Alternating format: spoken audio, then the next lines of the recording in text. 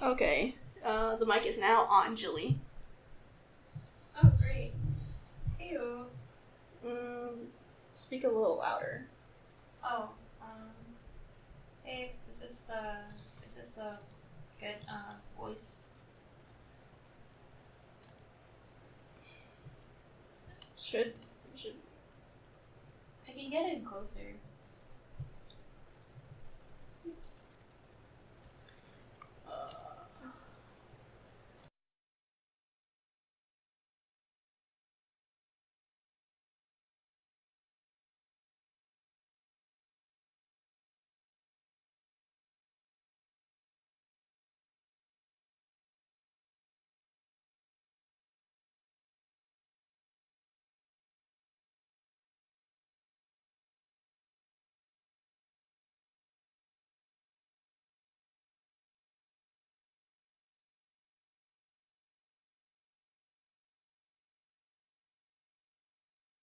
It's not Charity. We see you. Well, I just turned on the mic now. If you can repeat that. Oh, okay. Hello, person that isn't our friend Charity. We can see you. So, So there's like a huge delay for whoever is watching. Oh, okay. Hello, person that isn't our friend Charity. We can see you. Okay, so I mean, I guess it gives us more time to think about what we want to say, right? I mean, there's two people, unless it's a it's a porn bot or they're probably not porn bots though. Hello you guys. Just drop in and say hello if we're really not talking to a bot. I know. Yeah. Where's the early getting at? Why didn't this? Just keep talking, Julie. Oh, okay. So, to be honest, we sort of haphazardly prepared some topics to talk about for our podcast, but for the most part, it's just us going on a random kind of like a random sort of like mood for how we want to hold our conversations. We'll just go with what we feel, and yeah, that's pretty much it. Right now, Kay's just trying to figure out the technicalities of like Twitch and stuff. We're both like pretty much grannies when it comes to technology. Probably me more than Kay, but you know, she has the brunt of the work. Oh, maybe the third person is just me. Oh, it's you? Just drop one. Yeah. Oh, it's you. So there's only one real person that's not a bot. So Charity, you'll be on Twitch duty then. Yeah, that's what it looks like. LOL. Well, I mean, we can still see chat here. So. What do you want to talk about? I mean, we could talk about our topics, but it's kind of sad if no one's here. But we'll entertain you, one single person that we're hoping is not a bot. So, we'll save for our suggestion box last.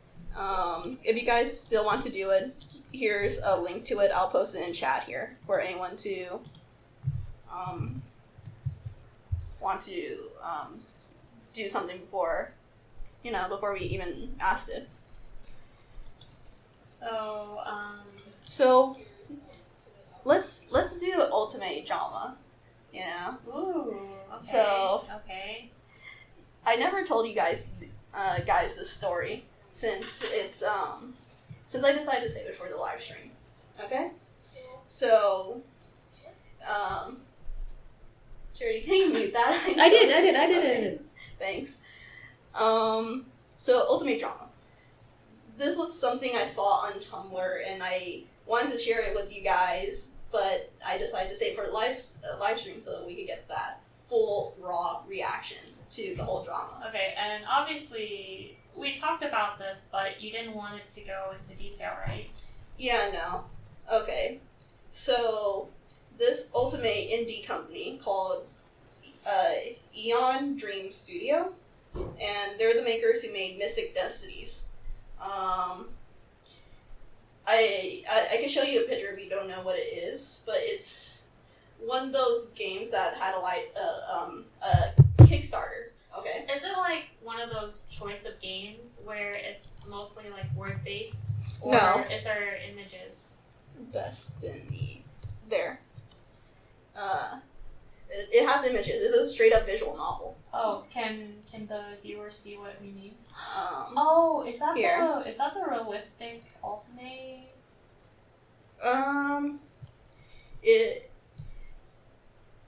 It's not really a realistic otome.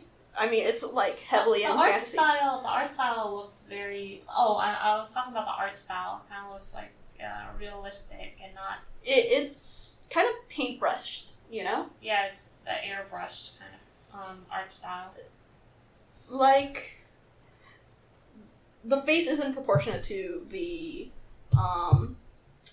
rest of the body. It small face, but everything else is.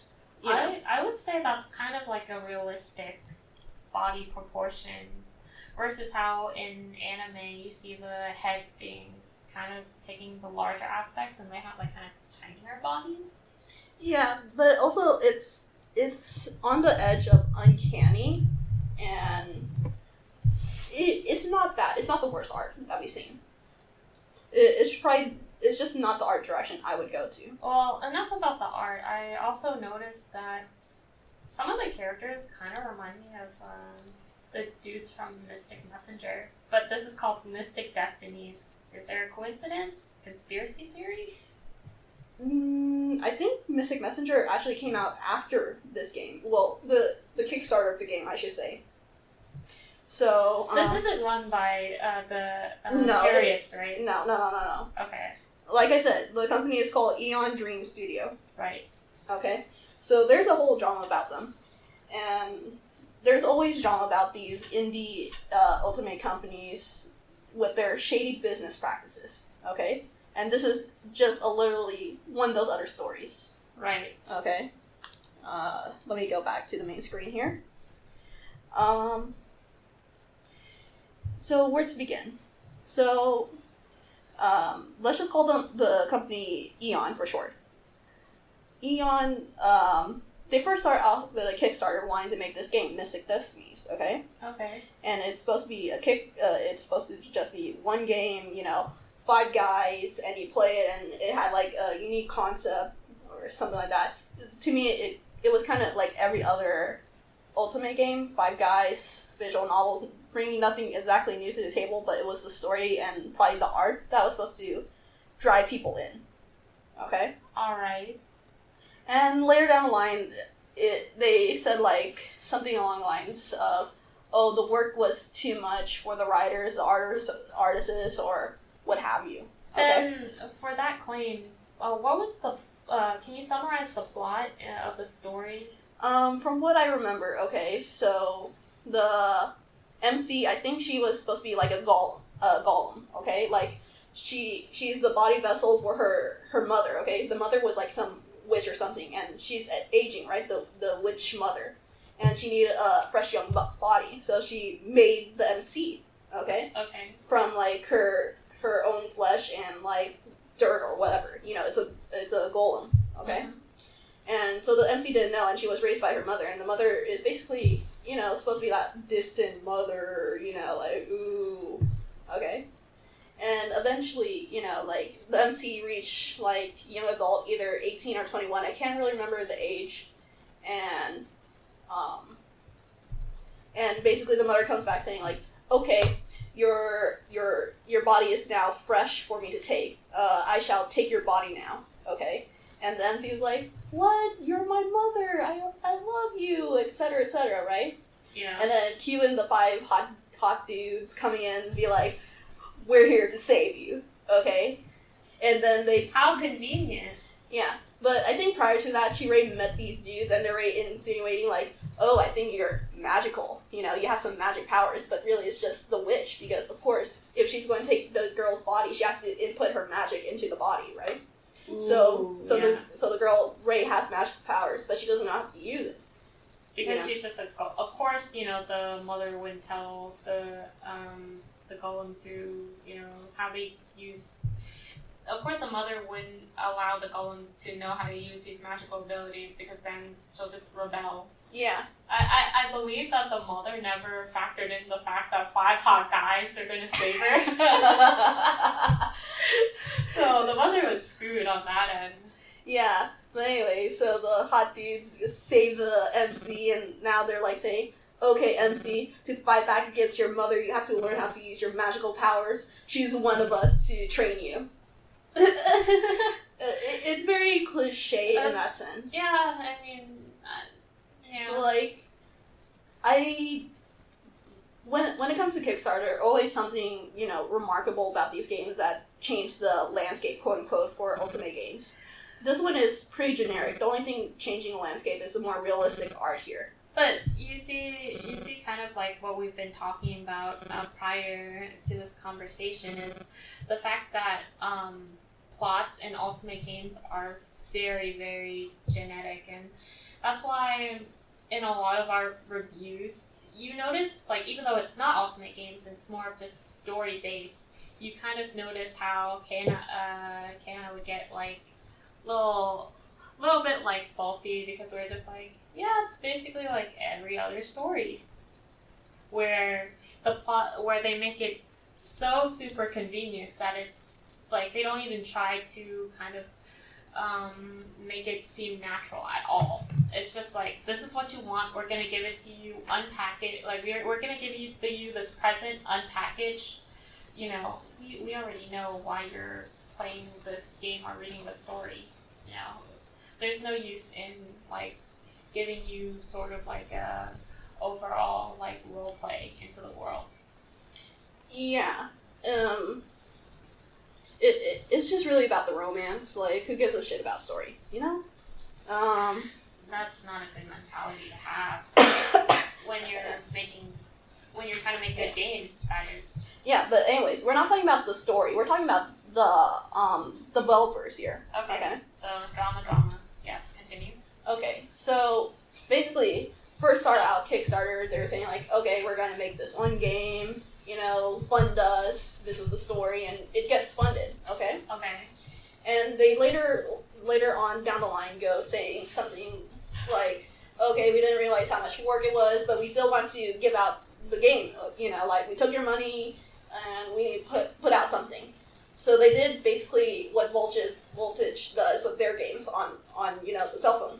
They break it up into, the guys have a dedicated story. It's a chapter, okay? And like, the first game is like chapter whatever the guy's name is, you know, and it's just the entire game dedicated to just one guy. Okay, you can't even chase after the other guys. It's literally dedicated to one guy, and you have to buy that one game if you want to get that one guy. Okay, and already that sounds shitty as it is, you know? Yeah, because, I mean, this is a computer game that you bought, so it's not like, it's not in the same format as, you know, what in-app purchases in the App Store.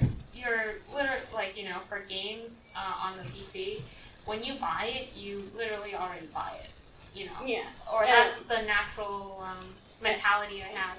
And I'm not sure it was like DLC or something like that, you know, like, I think it's like just actual separate games, you know, dedicated to each guy. And it's one thing with Voltage, you know, like, they already do that and it's stupid as shit, but, you know, like, at least it's compact into one app, and you don't need to download like 10 million apps just to play different guys for one series, you know? So they're doing this, okay? And then later down the line, they decided to start another game, okay? Completely different from the series, okay? I think they semi-finish one game, okay? One route, I think. Or I could be wrong. I don't know. Yeah. Like, I didn't look too deeply on this. I looked deeply on the current genre, okay? Okay. So, but prior to this, okay, they were taking ridiculously long amount of times, okay? We're talking about, like, Yandere Simulator long time to develop this game, okay? Like, they made the Kickstarter, 4 years ago? I remember seeing this in high school, okay? We're in college. We're going into our 30 years of college here, okay? Mm-hmm. And I saw this in high school, probably junior year. Wow. Okay? So, of course, people are angry. They're, saying, where's the full game? Sure, if we Kickstarter your game, we help fund it. Even though you're giving us the game in broken pieces, this is not what we signed up for, right? Right. So people want their refunds. The company didn't give them the refunds. Ooh. Okay. I suspected as much. Yeah. So they're saying yeah, we'll give you that refund. You guys kind of have to wait for it, okay? Because we need to get that money. Mm-hmm. Okay. So first started out with them being like, yeah, and then them slowly being salty about it, saying oh, be patient, you're just haters, for wanting a refund on it, even though they're quote unquote getting the game eventually, it's not what they signed up for. They signed up for a full game, not broken up pieces or fragments, and getting them as as they're putting down the train tracks. Right. But it's just kind of like an ultimate game, right? It's not like it's some kind. They have different mechanics or just it's a shooter or they have to do some complicated programming. It's just a visual novel. They're on Ren'Py or something. It's made on Ren'Py, I'm pretty sure. Yeah. But yeah, so of course people were upset and wanting their refunds, and slowly it came to the point where they go saying okay, you want your refunds? First you have to fill out this form and be on the waiting list to get your refund. And some people only have a $15 refund, and they're not giving it to them, right? The one poster who basically came to light, they just had a $15 refund, and they're not giving it. Can you imagine who gave the most, $200, and they're not getting that refund? There are some, I've seen on these games that people want to get developed. There are some package deals where it goes up as high as maybe $1,000 plus. Yeah, and there's some people who actually buy it. But can you imagine they buy it, okay, and imagine the game didn't go through, mm-hmm. and then they can't get their refund? The thing is about this company, right? When people are saying it's my right to get that refund, the company goes around saying LMAO, no, you gave us the money, but it's on Kickstarter's, TOS, if they're gonna put something on Kickstarter and the person who funded your Kickstarter asks for a refund, you give them that refund, Well, as the saying goes, it's more easier to kind of give money than get it back. Yeah. And eventually it going down this line, okay, where the Eon, right? They're making posts and pretending nothing is really wrong, okay, and they're saying the people demanding their money is just haters, anti fans, okay? And also, I want to bring up the fact that they're charging people extra for just one route of the guide. Yeah, I mean, and then you have to buy more to get almost the complete game. Yeah. It seems. And the thing is, when we already talked about how generic the story is. There's no reward to this, Yeah, it just seems like every other game except you just have to pay more. Yeah, and the Kickstarter people probably have it better because if they Kickstarted, they're getting all the games. But also when you look at it from a normal person standpoint, a regular consumer, why the fuck would they buy an Ultimate game where you're already expecting to get all the guys? At that point, when you're getting a game where it's just one guy, is that even considered a proper Ultimate game? Really? You have the illusion of choice. You either get the guy or you don't. Yeah, how much is that project funded? Do you know? Is it up to like did they have like 10,000 or something, or even more? I have to check here. Because I can't really fathom who would buy into this. Okay, let's see. Sure, support indie companies, but at that point, it seems like the company is just taking advantage of the consumer. Okay, it got $3,555. Wow, that's kind of insane with 80 backers. Yeah, and this is like the original, and it's just basically a demo, and then it leads you into like the, they funded a demo. Okay, they funded like just the main part of the story, and then that leads into the other breakup stories. Yikes! Actually, this, now that you showed me this game, I think you did show me this when we were like in high school, just a really, really long time ago. And I feel like at that stage of our when we just started getting into Ultimate games, right? Mm-hmm. We were like, oh, this is cool, new Ultimate games. Yeah. But the development of how things progressed kind of, it kind of seems like a backwards way of like progression. Mm-hmm. And so this game got funded and it's supposed to be coming out. Okay, and it's coming out in broken pieces, right? So people wanting the refunds, the company is telling them that they're anti-fans, whatever, haters. And then the company comes around and put out a new game on Kickstarter. They're making a new game, new series, okay? And saying like, yeah, we need, let's get this funded, And everyone who funded the first game, they never finished that first game, And they're already working on a new game? Yeah. So I'm thinking, because they know they're in debt, they're hoping for the new game to get finished and using that money from that game to give a refund to those in the other game. That's what it looks like to me. That is a very bad move financially, because it's just like you using another credit card to pay off the other credit card debt that you already have. Yeah. Of course, no one's saying this, but that's what it looked like. Like they need to do their refunds. They don't have the money for it.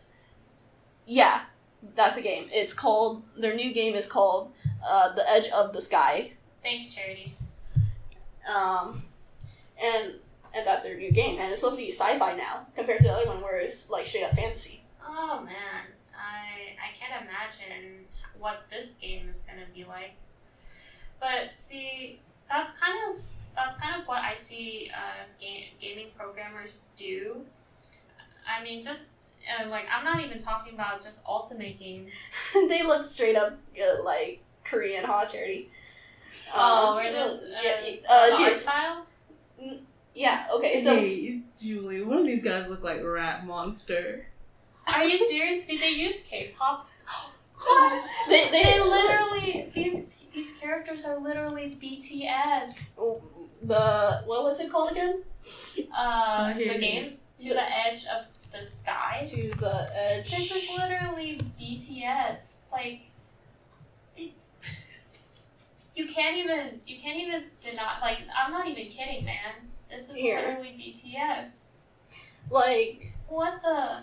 Why? These guys, compared to the other ones, okay, they didn't look like anyone else, but these guys right here, they really look like a Korean boy band.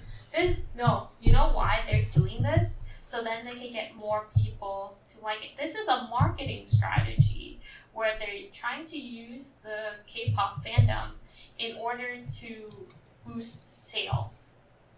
And as you see, they made a pledge of like over $6,000, right? No. For their first game, it was like over 3,000. I'm talking about this one. 6,300. So 6,300 something, you said? 88. So. Oh wow. So see, it's working. 109 backers, 6,388. See. Whew. like, if you really look at this from a long-term perspective, you can see how kind of absurd everything is. But, this absurdity, like, people actually buy into it. And it's insane. It's literally insane. Yeah. So they're doing this, and now that they got their money, right? Okay. So people are still asking for, to get their money back. And you know what the company's been telling them? What? That wasn't, sure you funded us, but it's not paying for goods and services. You're donating money to us. They literally called Kickstarter a donation. No. That's not the purpose of a Kickstarter. The Kickstarter is you're giving the creators more money so you can have like these extra benefits that wouldn't be included to the average consumer. It's a give and take relationship. Yeah,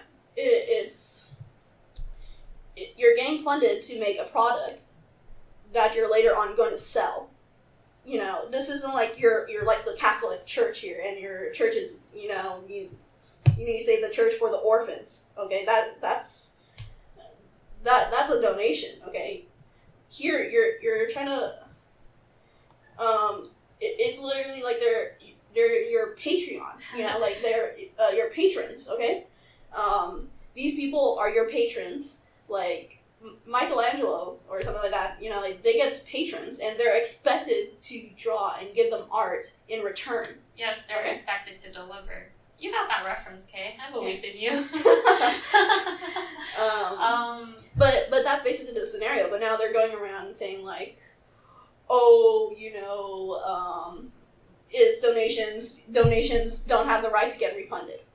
So let me ask you a question, Kay. Mm-hmm. Why do you think specifically this is the problem with indie creators? Like this kind of like mentality that they have. Why do you think their business practice it seems like somewhat immoral? I mean, I know this is only a case of one instance, but I'm pretty sure it happens to a lot of other companies. Yeah, I've been on the internet long enough to see that this happens a lot to different indie companies, Where it seems like the indie company is just taking advantage of the consumer, right? Yeah, and I think it's because they know for a fact that consumers have that blind faith in them, and they could run along with this bullshit, and then later on, since it's the internet, they could just disappear, They could go on Kickstarter, get the fund, and, probably make a fake account, fake name, throw away a bank account, get that money,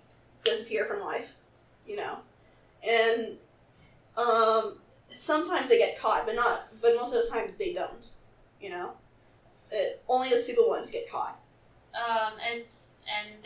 They do these type of like shady ways it almost feels like a get rich quick scheme. Yeah, I feel like it's half and half. I feel like some are quick getting rich.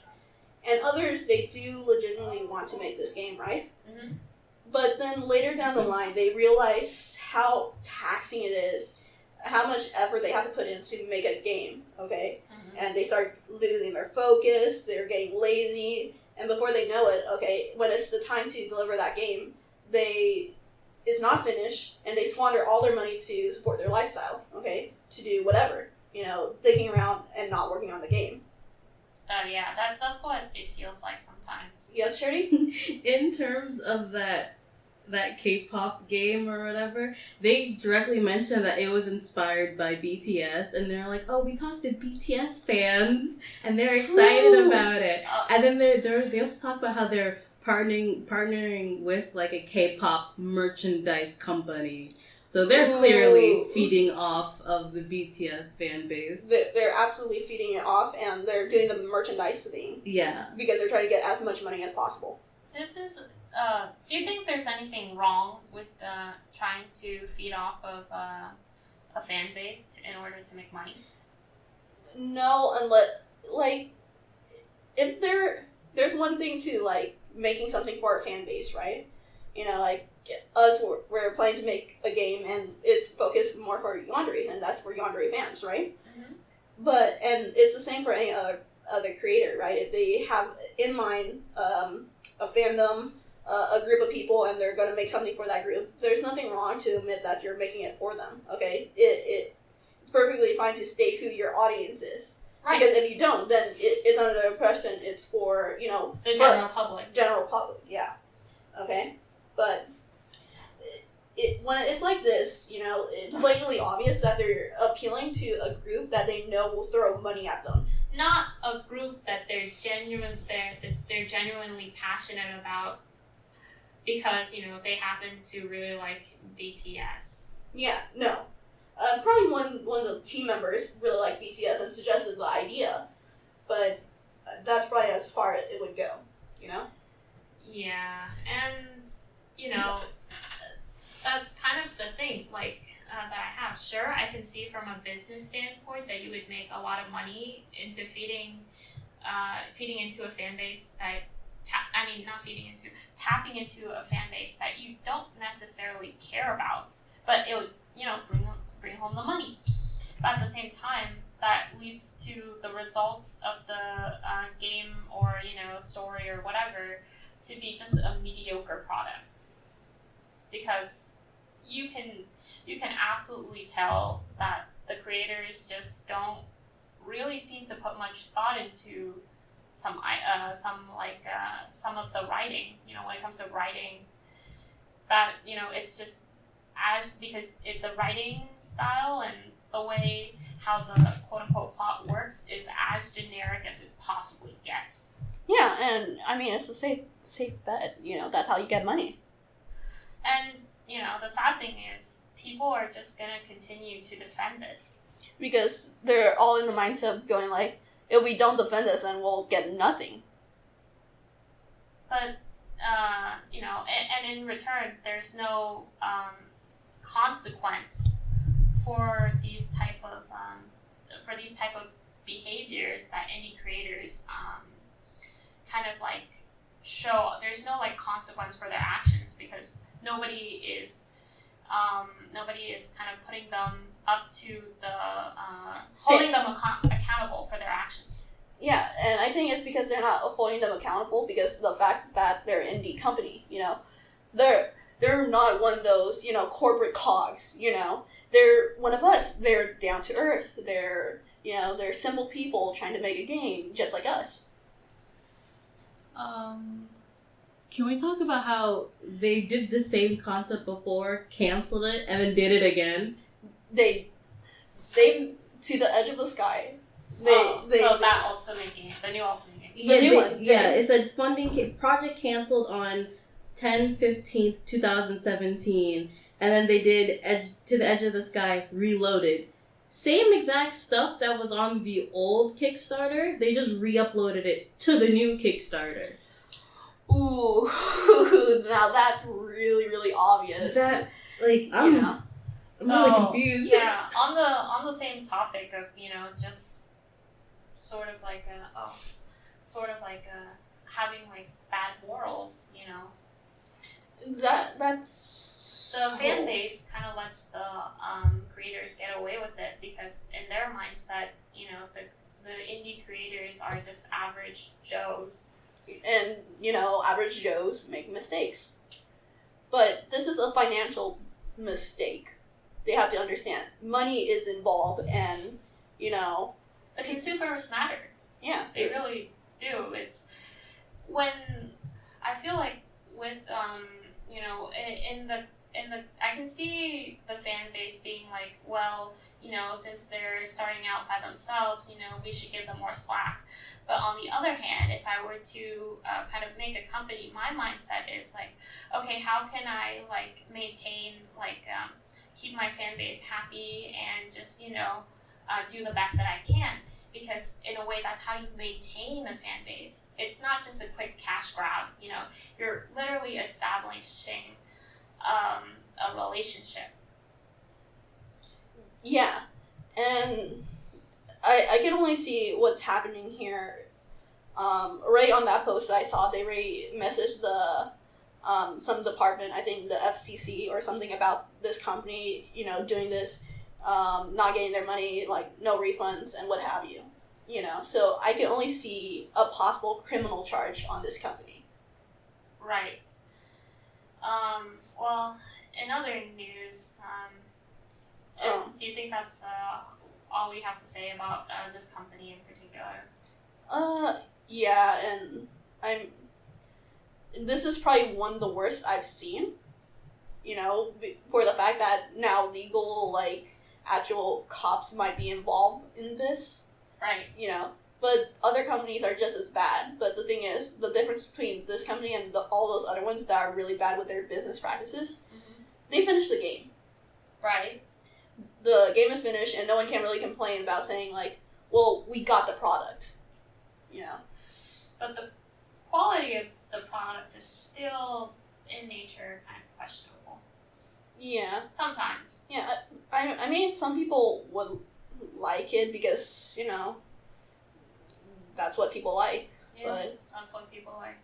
I mean, for a fact, we have way different tastes from most people. We have a more refined, I guess. We really refined our taste. I wouldn't say necessarily refined, but just kind of different, I guess. Just different. It's not bad or good or anything like that.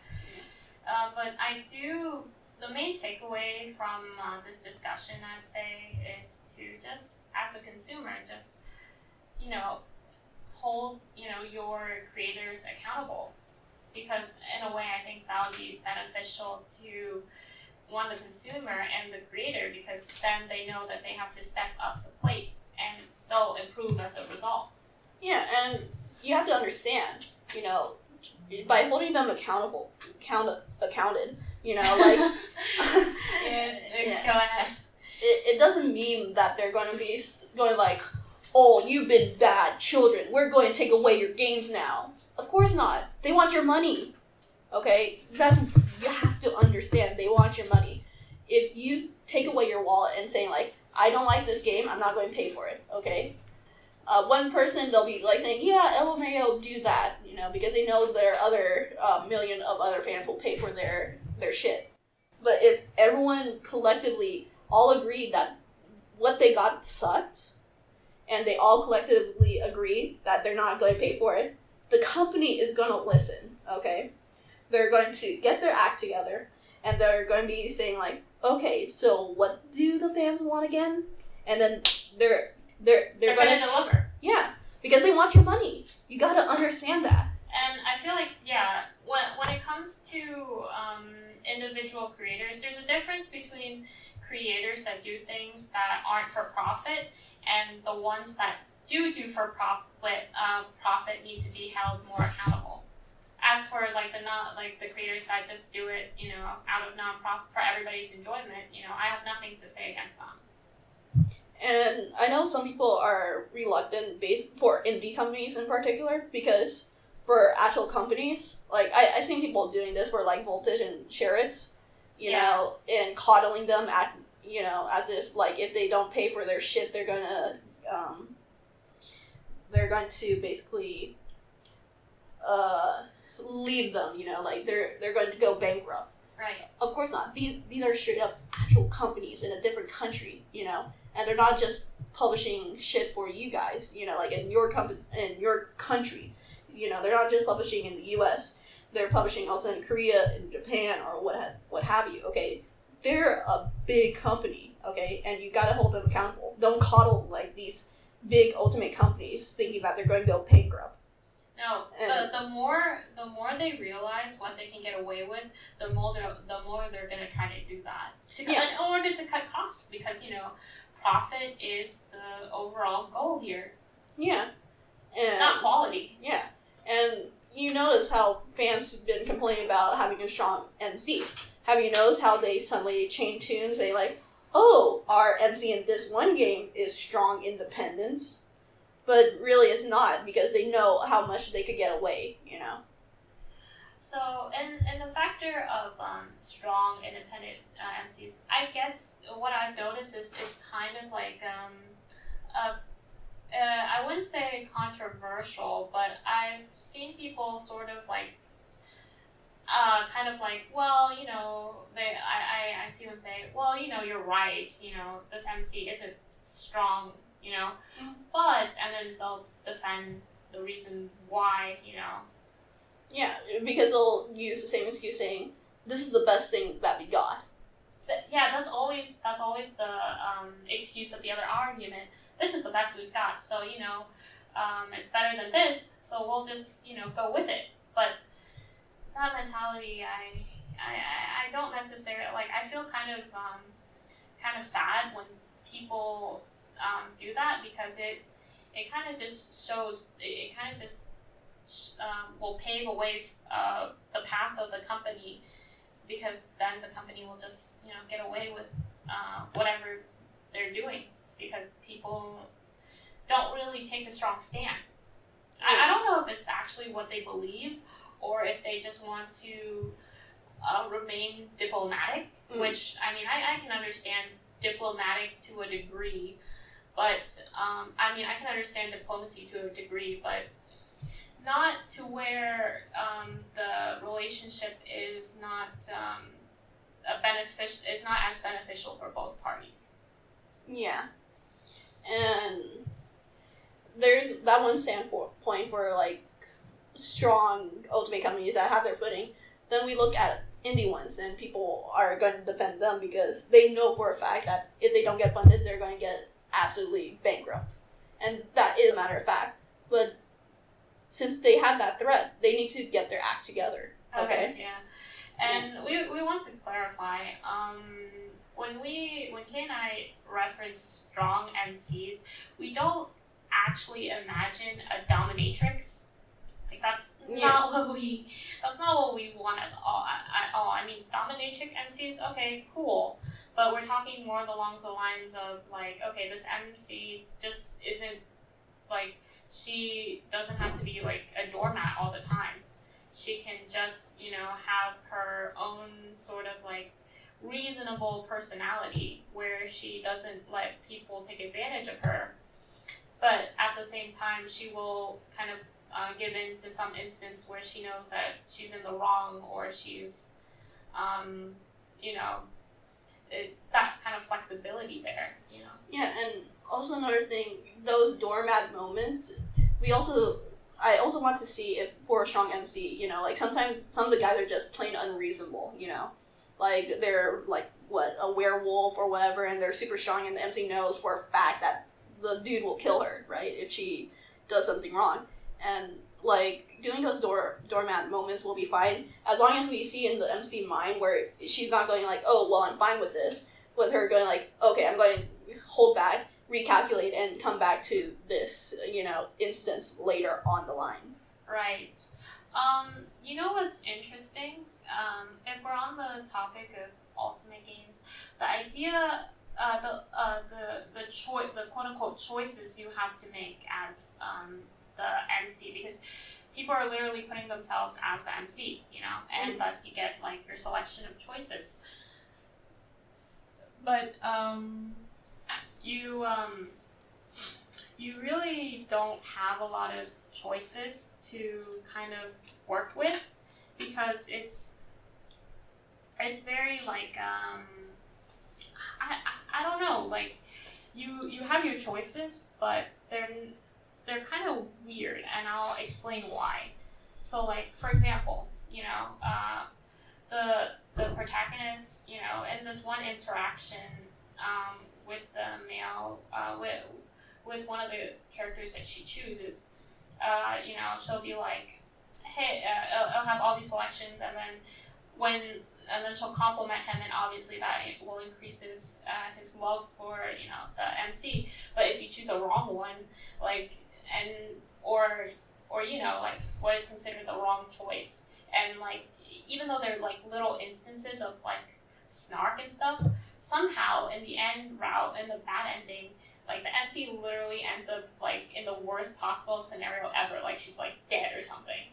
Yeah, and, like, that's kind of the wrong message to send to just girls in general, saying, like, if you talk back to guys, you're going to end up, like, I don't know, killed, or, like, abandoned, or something like that. You know, like, that's super fucked. And then there's other instances where, you know, the MCs say, like, yeah, I mean, that's cool that you like, I don't know, like, action flicks, but I happen to like comedy. And suddenly that, like, is detrimental to the relationship as well. You know? There's also those weird instances where if you don't happen to have the same interest as a guy, you know, suddenly, like, oh shit, this relationship can't work. Yes, so I kind of get confused why people claim that, like, as a defense, the reason why the MC is a doormat is so she can accommodate, you know, everybody playing the game.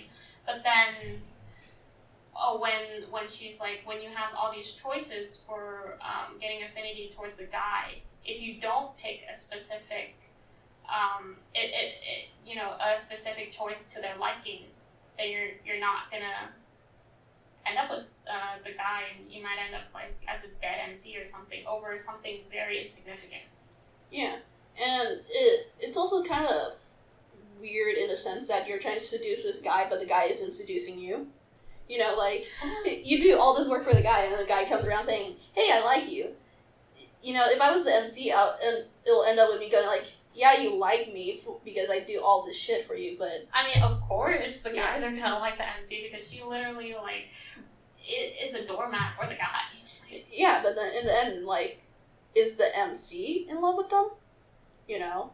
Like, sure, you can imply saying, like, she wouldn't have been doing that if she didn't like the guy, but it's... To be honest, the way the creators write, like, some of these MCs is so vague that I don't even know what the MC is thinking. She's literally, like, just reacting to things. Like, there's no like, inner thought process of how things are. It's just literally reactions. We dropped to 1 viewer. Thanks, Charity. Oh, mine still says 3. From my end, it says 1. Really? Yeah. We lost them. What the? Oh. Try refreshing. Ooh. Yeah, R.I.P. Let me try leaving R.I.P. and entering back in. Yo, It said 1. We lost them at MCs. After I left and I came back, it says 1. Ooh. We lost them. I guess the MC discussion was too strong, huh?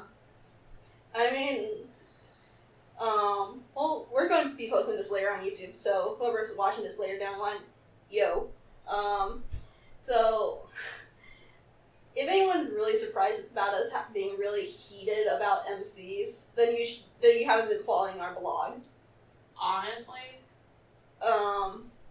we talk about this a lot, and it kind of shows because we talk about this in IRL too, about the sort of injustices that you would notice.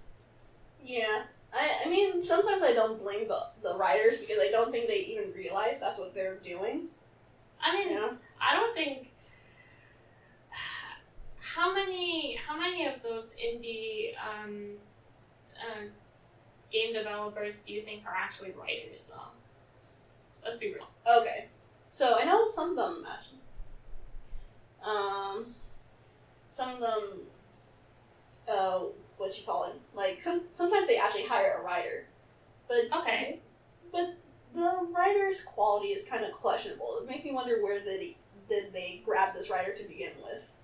You know, did they grab them online? Or, you know, is it just their best buddy, you know, that they know? That's true. So, in a way, it's kind of like, I feel like the game creators themselves are probably proficient in, like, coding or in some other department, you know, rather than it's writing. But as you and I are probably already aware, Kay, the developers like to do things they try to do things themselves most of the time to manage all these kind of roles, like the music, like the art maybe sometimes, like the writing, you know, and the coding, and like all these things, just so maybe 1, they can save labor costs, or 2, they they want to have full control. Yeah, I mean, it's their story, their child, and that's completely understandable. you know, and fair enough, but sometimes The problem with that mentality is they'll be so possessive over their work that they won't really kind of like allow for another. They won't kind of like think about it in a way where it's like, well, if I actually like allow like a professional writer, you know, this could like improve my game.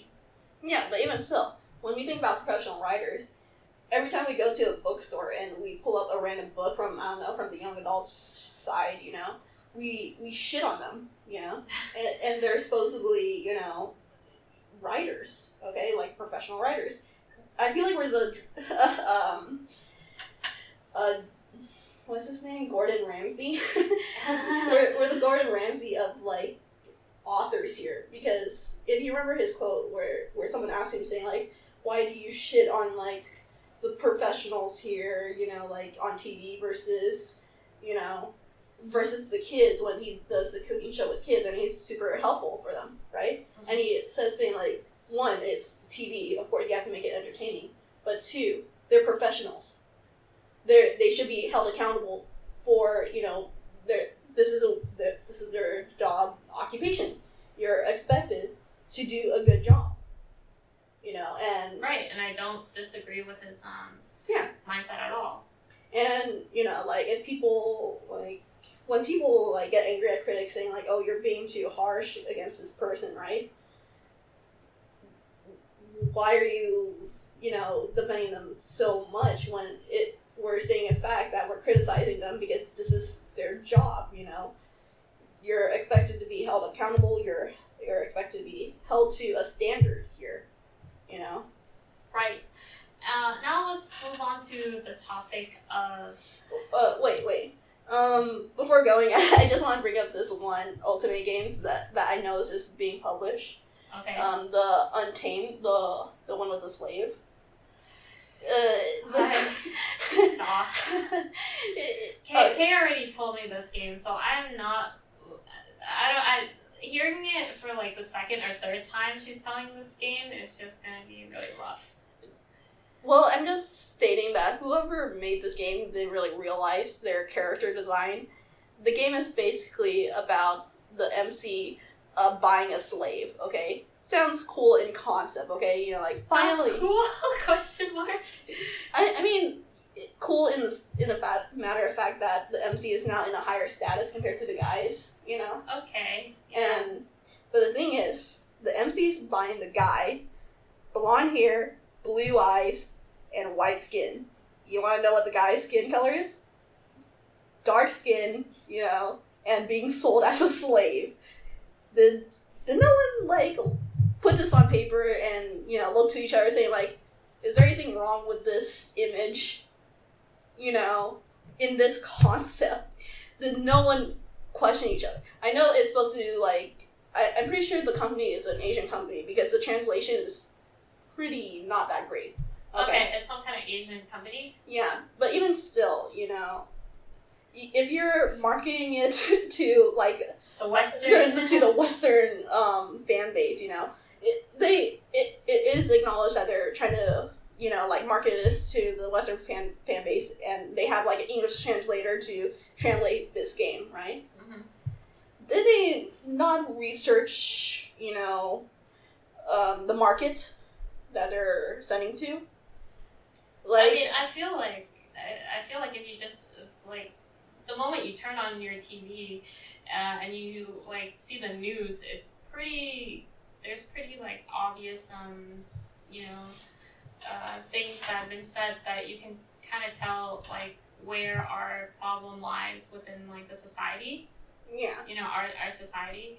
But maybe do you know exactly where this company is like? Are they Chinese? Are they Korean? I think they're Chinese. Okay, that makes sense. Yeah. Because the Chinese government they censor a lot. Yeah.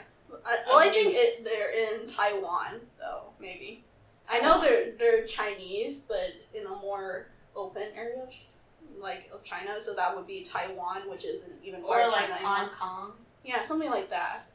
So, I mean, I don't know for a fact. I just know for that they're most likely Chinese because, you know, they never mention that they're Korean or Vietnamese or anything. Or Filipino. Yeah, no, it's very obvious that they're Chinese. Okay. Yes. I mean, I'll just. It says that they're headquartered in Los Angeles, and it says we are currently focusing on Asia. That's what I'm saying. Read this. Wait. What? So they're not even. They're not. They're not Chinese? I mean, so the creator is Ki Jun, so that's like Korean, right? That's a Korean name. Where did you get Chinese from, Kay? I don't know. I could be hallucinating for all I know. Thank you for fact checking me. Thank God. But okay, I was gonna say, okay, the fact that they're Chinese, like, I'll give them, like, you know, the benefit of the doubt, but now they're based in the U.S.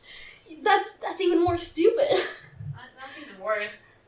And even though they're marketing to Asia, you know, first of all, why is their grammar for the demo so fucked? Like I said, how many of these indie creators do you think are actually writers? I don't know, but yo, this is now mind-boggling knowing now that they're based in Los Angeles, and Los Angeles should be the most liberal state. Well, thank you for providing us with that frustrating thought, Kay. It's definitely very weird of the company to not have the conscious mind to, like, or maybe they're just playing into a kink, some kink. I mean, I'll be frank. The slave dude looks really hot. I'll admit. I mean, yeah. But it's really weird. If they just changed the MC's design to not be blonde, blue-eyed, and, you know, making her look like Hitler's favorite, okay? Like, yeah, let's be real here. Like, come on, like, at least make her look, I don't know, Hispanic, Asian, anything else but white. Yeah, I mean, maybe they could just make her a freak instead and have her have, like, blue skin and white eyes. Yeah, like, it takes place in a fantasy world, like, are you not that, like, anything but that combination, that sounds so bad. Yeah, so, I don't know. This is why it's so important for customers to hold their creators accountable, because then, like, as you can see, the creators don't seem like they're very accountable. There's no one accounting for them. Shit, do they even have a PR person? No, they don't. The developer is the PR person, and that's why everything's so fucked. Yeah. But anyways, before moving on to topic, let's give a big thanks to the person who made our sprites here that you see. maleyanderecafe. Yeah, maleyanderecafe made these sprites. Thank you so much again for these sprites, and sorry we haven't been using them till now. But, can we also bring in the fact, now that we're bringing in the sprites, our background is the bathroom? Yeah, so this is actually one of the backgrounds that we use for one of our videos, the bathroom. But this is so stupid, the background. Okay, so that background was my idea essentially when Kay and I were just getting the podcast started up, and she literally told me, what do you want to use? And as we're like, I was just like, okay, it might be easier if we just reuse some of our old backgrounds from a YouTube video, and then it apparently, like, this one is kind of like low-key really funny because I mean, honestly, we could literally be recording this in a bathroom as we speak, in a stall somewhere. Okay, so I'll be right back. So Julie, Yes. why don't you talk about the movies that you've been watching? I don't think anybody would be interested in hearing that, to be honest. Yo, Charity, come up here. Oh You're no. you're gonna co-host this event with me now. That case. For about 10 seconds. For like 10 seconds, more or less. Yes.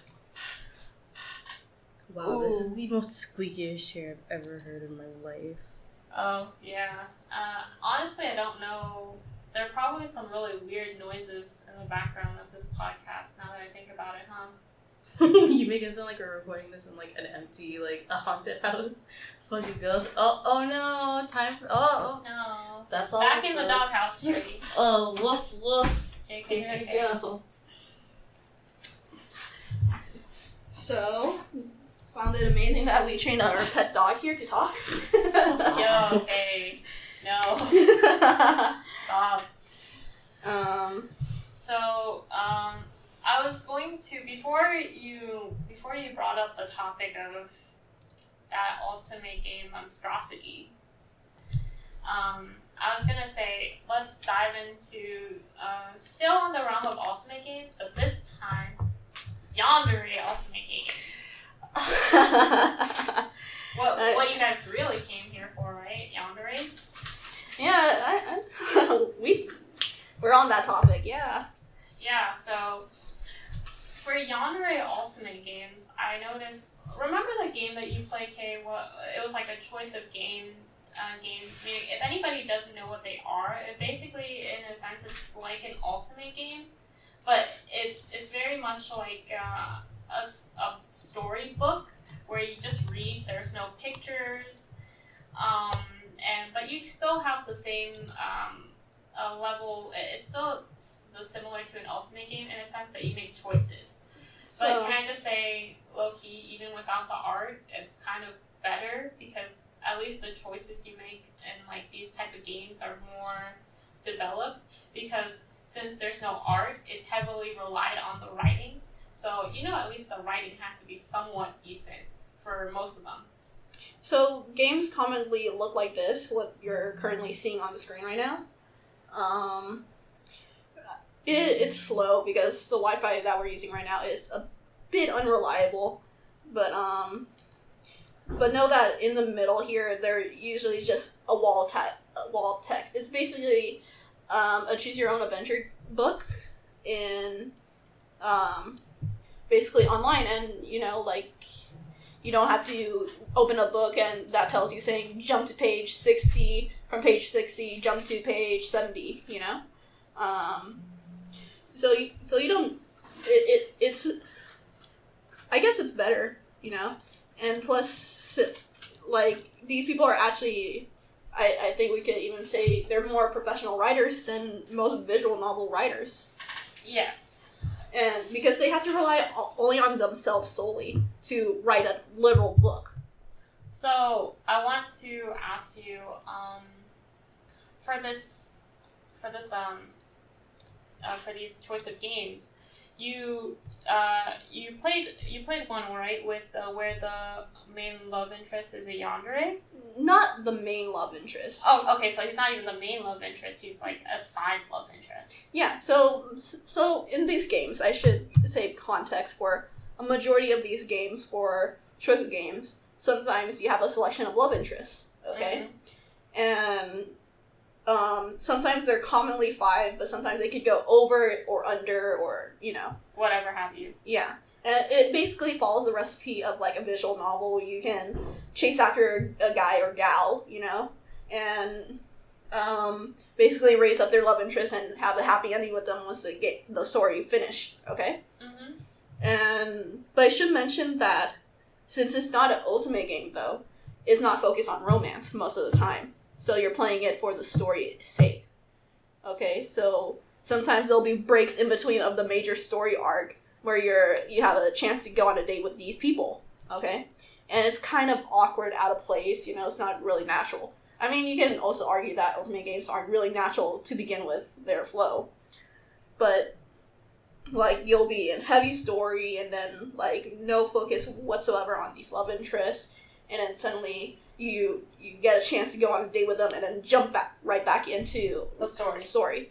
And once in a while, like in the story, if you're already established in a relationship with one set character, They'll probably say one line different, like, let's say the player is getting their ass beat. If you never were chasing after this character, nothing would happen. But if you were chasing after this character in a romance with them, the character will say, like, MC, no! And then everything is back to regular. Okay. Okay, so they have, like, this one reaction time. Yeah. Oh, well, you know, it's, I think for us, in a sense, we consider it better than Ultimate games because it has story. It has story. And the player isn't completely useless. Because you have to understand. Because she or he is very involved in these type of stories. Yeah. And for the matter of fact, you have to understand that the player can play as male or female, non-binary, trans, since the writer can't just rely on the player's like gender. Like, I feel like for Ultimate games, since they know for a fact that the player is, a female, they're henceforth making this female type MC. But since it's like a more universal gender, they're not focusing on the gender anymore. They're focusing on the story solely. So even if you're a female, playing this game, you actually feel useful.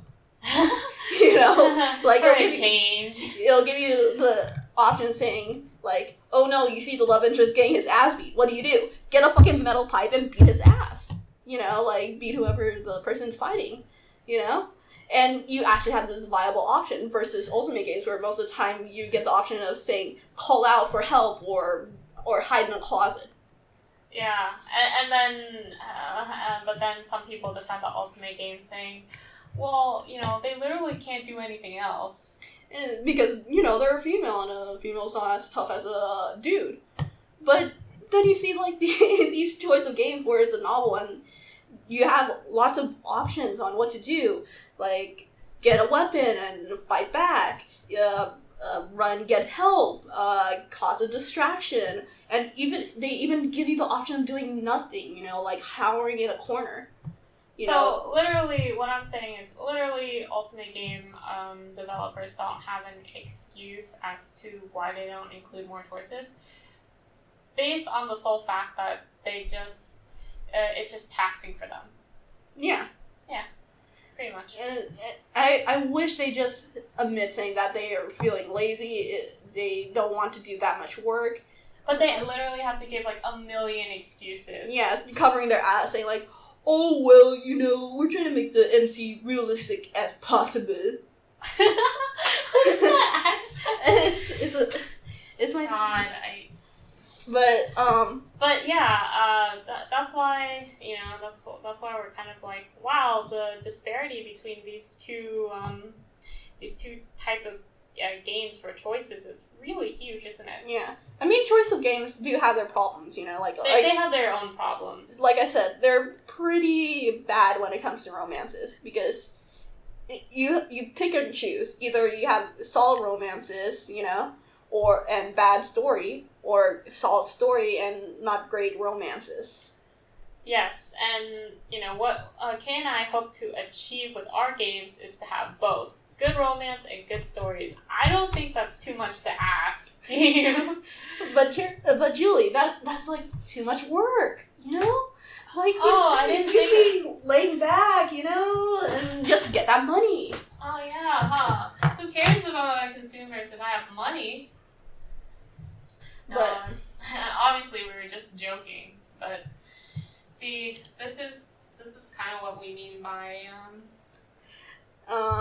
yeah, but anyways, so the choice of game, right? They actually let you have the file of how to make your own game, right? And anyone can use it, if they know basic HTML, okay? Yeah. It's not that hard. Where it's more hard in is when you're using, like, numbers, you have to do stat base or things like that. And that, more or less, with these games, it's a either or scenario where it's less than or greater than a certain number and you can achieve. I mean, now that we kind of went over the sort of technicalities that goes into choice of games, remember the game I wanted you to talk about with Yes. the yandere? Yes. So, I should emphasize that this is a demo, okay? So, it's not a finished product. So, anyways,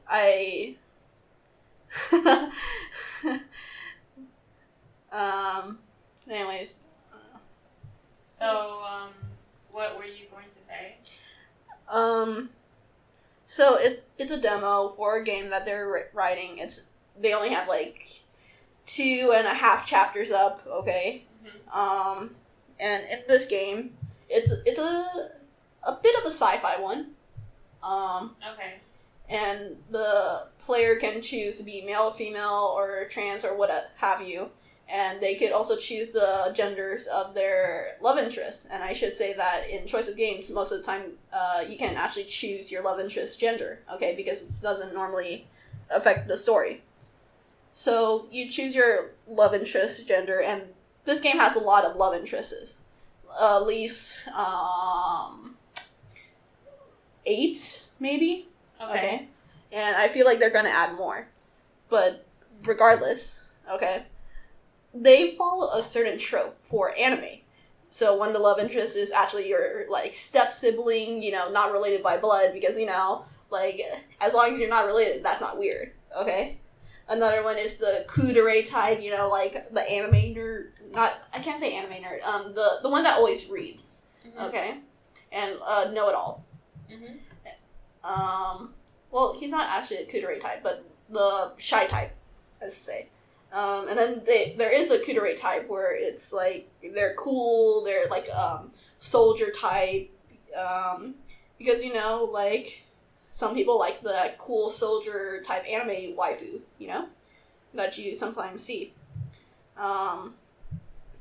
And they just have all these tropes for these love interests, which is kind of neat, especially since you can choose their gender, like they're not just stuck being female, even though I feel like that's what they, are, because when you chase down one of their routes, you have this full-ass grown man sitting on your lap, okay? You cannot tell me that the writer wasn't originally thinking that all these love interests should be female, okay? But whatever. But one of the love interests follows the trend of yandere, okay? And it was a pleasant surprise, okay? Like, I wasn't expecting it. It was in the middle of, like, chapter 1, I think. And you meet him or her, depending on the gender that you choose, or going to say him because I chose the yandere to be a guy, okay? And he's basically your typical, like, occult type guy. The way I picture him, that one occult guy from Orin High School Host Club. You know that guy? Yeah, I know what you're talking about. He's kind of awkward, kind of creepy. Yeah, and it's like the yandere literally, they describe the yandere having black hair, creepy eyes, wearing a cape and like covering its face, and yeah, and it was a pleasant surprise because even though it started out as cringe with him calling the player my little lamb, like it's appreciated because he is very noticeably affectionate. Okay. Yes, but towards the end, it de-evolved. It became a point where I'm going like, okay, the author A doesn't know exactly how to write a proper yandere, and B, they're just writing them based on tropes that they've seen on TV. Of like the stereotypical creep. Yes, and then they're just packaging that as like a yandere because they share similarities. Yeah, similar qualities, but in actuality, yanderes can be like charismatic. Yeah, and they could have a legitimate personality, friends, hobbies. Yo, and I remember when you showed me, when we were watching a movie at the movie theater, and I played a little bit of that demo you showed me. The guy literally, like, he invites the MC to his house. This is what I remember. He invites the MC to his quote-unquote house, and it's just, like, nasty as shit. Yeah. It's nasty as shit. There's, like, stains on, like, the mattress and stuff, you know, and there's probably, like, bugs and rats running around, and then the MC was just like, okay, I'll go along with it. This is kind of creepy, but okay, you know. I mean, that was a choice. And then she's just like, oh, what's that behind the window? Surprise, surprise! It was a dead body. Not just one dead body. Multiple. And the excuse that Yandere said, like, oh, they're in the way of our love. Explain. What? Yeah, they never really... Yeah, like... You're kind of just left to kind of wonder why that is that the yandere is, like, killing these random people. Yeah. And the female is just kind of like, you know, you have one option, but it was just like, no, I need to run. But obviously I feel like you're just going to die at that point, you know. Yeah. You do try. But the other one was like... yeah, I'm into this too. There's no, like, questioning further or, like, kind of trying to get to the bottom. Yeah, and if you read his thing about why he likes the MC, he literally just says, I saw you, got off that train, and I fell in love with you. Didn't we talk about this before? Something along the lines of shallow... Shallow background, shallow character. Yeah, that was, like... hitting all the boxes of the character from this game. They were doing so well in the beginning. Yeah, it was surprising. Like, when you first interacted with this character, it was kind of interesting. Like, you know for a fact that he's creepy, and the player actually has the option of, like, doubling down, saying, like, yeah, he's creepy, but kind of cute, you know? But then it de-evolved into, like, his little love shack here, where it's, like, an underground bunker, and super unrealistic because the fact that they're at a boarding school, I should emphasize that, they're at a boarding school and he found like a shack and made it into their love nest. It's probably like Hagrid's shack from Harry Potter or some shit. Yeah. But even worse. Yeah. And so they have that scene, and I appreciate the character as it is because it's like so vastly different from all these other like characters, and like of course, yanderes are my shtick, you know? So, he's extremely weak yandere, though. Like, on the yandere scale, I would give him, like, a 1, a 2 out of 5, if I'm being generous. But... For me, I'd give him a 3. I mean, but obviously you've been playing the game more. You just showed me that some specific scenes, but obviously he sprinkles in a little here, a little there throughout the game, so maybe you know it better, but I'd give him like a 3 because he was very he was very affectionate to MC, so you know. But I do kind of worry because if you literally choose the wrong choices, I feel like he's gonna kill you. Oh, absolutely. Like, it's not really hard to write a dead end for these games, so it's very believable that he would do something. But I played parts of Part 3, okay? The author did release parts of Part 3, but the thing is, you're not able to romance the guy there, okay? But you could romance the main trio, okay? Oh, okay. But if you go after the main 3 guys, right? Mm-hmm. It's implied that the yandere isn't happy and he killed a random person and made like a huge show at the party that the MC and the chosen love interest went to. Oh, okay. And just killed a random body, hanged it from the ceiling, and smeared paint on the wall saying like, they won't let us be together. Wow. And yeah, that's on the more delusional side. Yeah. I mean, having a delusional yandere is fine. It's just, there's no brain here. Like, it seems very cheap and lazy. And I kind of have a conspiracy about this. I have a conspiracy that the creator of this game, wait for it, doesn't actually like yanderes. Well, first let me tell you that the creator did talk about his love interest in his post where he made the game. Well, not made the game, but where he posted the game. Okay. And when he talked about the yandere, he goes saying like, "Oh, my yandere character here, like, they are a love interest, and you can choose to double down or fall into the like abyss that they are, or you can reject them, or you can help them like change their ways." And that part, help them change their ways, kind of made me go like, huh? Because the author said that besides being like a yandere for your character and liking your character for some reason, they have some backstory about having anxiety or something. But it doesn't really show. It didn't really show when I was playing the game at all. Both the background and giving like a reason why the yandere is acting like this, you know, like, because the author is implying that they have like a mental issue, but I mean, that's a given. But it's not the mental issues that they're talking about in the story. Yeah, okay? in a fictional sense. And still, and even when he says, say, like, you can help change the guy, you don't really have any that options. Either you double down or you run away. Or you get killed in the process. Yes. See, that's where I was confused at, you know? Like, it didn't match up with what he was saying at all in the post you saw. Is he pulling like a J.K. Rowling where... Yeah.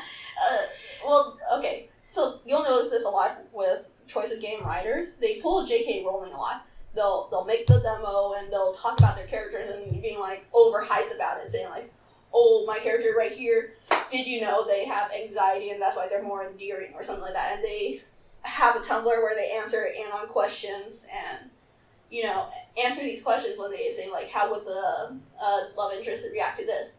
But they never show it in these games. It's never shown in these games. It's all talk, but no bite, you know? Yeah, it kind of, you know, that's when you know they're obviously just trying to appeal to their own fan base and not really, like, if they actually truly felt that way, then, you know, they would at least, like, already have put it in the game, you know? Like, enough talking about your character in anon questions, just write your goddamn story, you know, and talk about them there, you know, in their element and show it there, you know, don't answer, like, out of character here, you know? Yeah, I don't think that's too much to ask, do you? No. But that's, like, a fault for choice of games and also probably for indie ultimate games, you know, where they should be working on their game, but they're busy answering anons instead. Yeah, I mean, I get that you're just one person, but come on, you know, priorities. These people want to see your game, so answer those questions once the game is finished. Yeah. But at that point, yeah.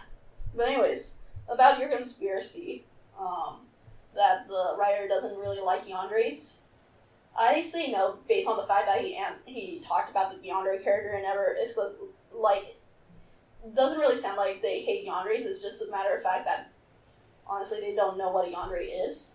And I feel like there's two types of writers, using your theory here about a writer hating yandere characters, yet they still write them anyways. Just to gain that, tap into that fan base that likes yanderes. Like, I don't doubt that it happens. But there's two type of writers here, and why most yandere stories aren't that great, you know, if they're not made by, like, a company or something like that. Even so, made by a company, not that great.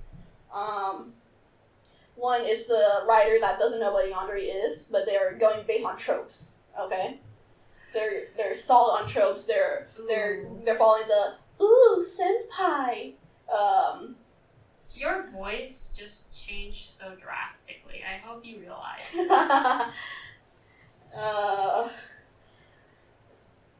Either that cringy mindset of the trope, you know, like, senpai, I'm going to kill all my rivals without, you know, for no apparent reason, you know, like, other than, LMAO, I'm jealous, you know. That very shallow, like, mindset of character. And they make it based on their, what you have it, their understanding of the concept of what fans like. Yeah. Versus people that just they don't really like, what they're, Yeah. they don't even believe in what they're writing, but they're just doing it to tap into that fan base in order to gain more profit. Yeah, so that's the second type of writer. The writer that just using yandere as a trope, knowing that people like it, but they themselves don't like it, Like, Or they just feel indifference. yeah, like, they're not exactly passionate or don't even like these yandere characters. Like, sometimes I've seen writers who write yanderes, but then they make a post saying, like, how much they hate yanderes. Yes. Like, I can't find it because that was, like, a year or two ago when I saw these posts, okay? That's like hypocrisy at its finest. Yeah.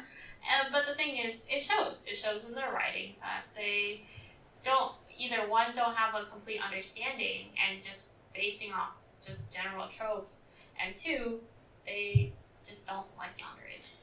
The ones that, that don't really like yanderes usually have the yanderes be, like, some sadistic asshole and abuser and really make it clear that the yandere is an abuser. Well, I mean, you have some people, yandere fans actually like that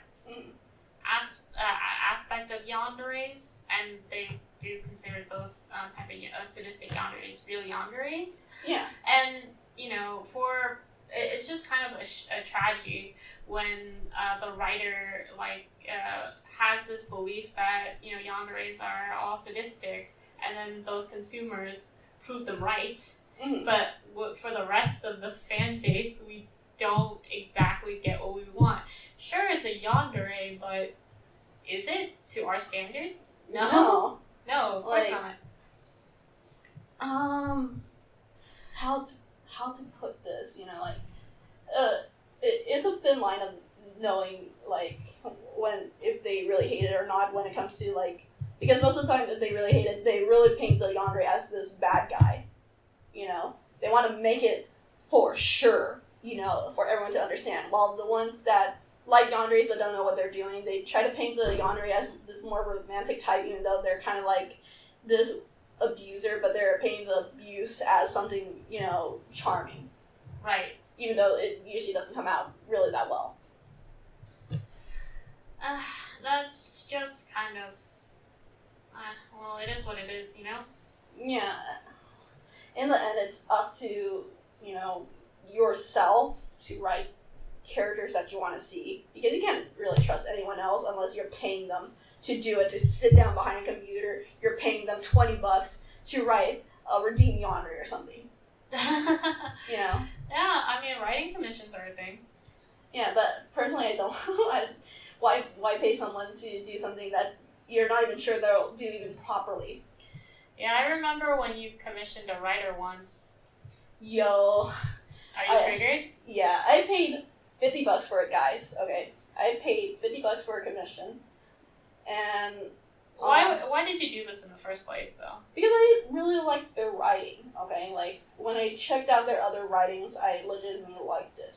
Okay, so you had you were right now you're not a creator, because we're talking in the mindset of a creator. Right now you're just a consumer who wants to purchase this person's work because you believe in their work, or you did believe in their work. Yeah, I did believe in their work. Okay, because they did a really good job with character interactions and things like that. And this isn't a game. This is just a story commission. Story commission. Okay, $50 for 5,000 words.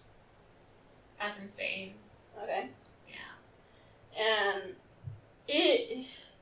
the writing wasn't bad. Okay, I got what I expected, but when I was talking to the writer, right, about my characters, okay, for a matter of fact, I was using Onyx and Echo. Okay, there's no hidden there, and I know for a fact that the characters won't come out as perfect, but I already told the author ahead of time, saying Echo is childish while Onyx is a patient parent, or I was just writing to them, and first it felt like when I was talking to them, they just filter it out saying and they write whatever they want, and all of a sudden, when I got the first draft, okay, because they gave me the halfway point, and I read it, and it was so strange seeing these characters act completely different. She somehow made Onyx into every other MC. Okay? Are you serious? Yes, like, that was the very first draft. Okay? And She was a doormat MC? Yes. Like, they tried to make her, like, a serious type, but it's very obvious that she was a doormat. As soon as, like, Echo came into the scene, she, like bowed her head, you know, like, very doormat, and even Echo was acting like some dom, you know, like a British dude for some reason, like, very serious, no shit given. He said he's British? Yes, it felt like he was British, okay? It was so strange. And when I got that halfway point, I told the person saying, like, yo, this is fucked, okay? And I already told her ahead of time.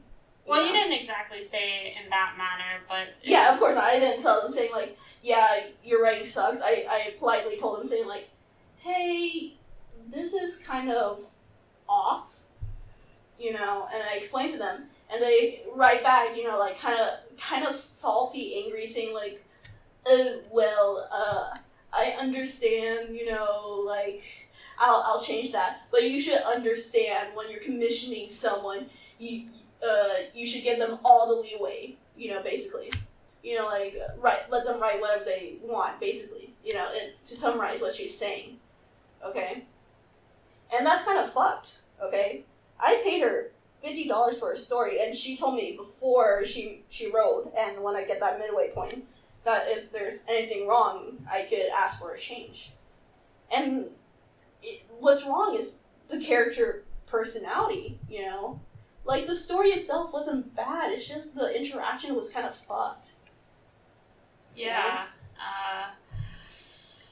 Well, it's honestly, it's not surprising. That sort of reaction isn't surprising because you see other creators do it. Mm-hmm. And that's why I can't trust to pay people to write a good yandere story. And by default, it seems like all these writers suddenly jump into the mindset of doorstep, like these pathetic MCs, you know? For some reason, that's their mindset. By default, you know, they have to write the MC like this. That's really messed up. Well, yeah, it kind of goes to show where our trust issues are coming from.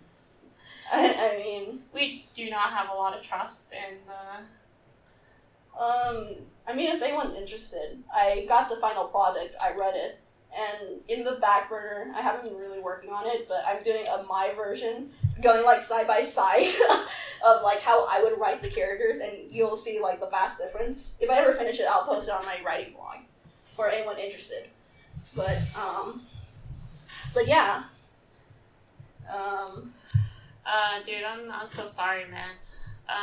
But, oh yeah, didn't we have a bunch of, questions that we got from, well, I say a bunch, but it's only like 3 or something. Well, we could save it for the very end, before, you know. I mean, I don't want to leave them, you know, hanging so much, so we can probably, like, I don't want it to just have 10 minutes to address them, you know? Mm-hmm. I want to address it in its entirety, like, for as long as we can cover it. Okay, so the first question is from maleyanderecafe, and their first question is about yandere AIs, and how do you feel about them, and what are some of the ways to write about this type of yandere? Okay, and they give examples of Giffany from Gravity Falls, Monica from Doki Doki Literature Club, and Albedo from Overlord. I don't know. Is that one chick that has black wings and black hair and things like that? She's kind of like a little mini edgelord, isn't she? Oh yeah. Wow.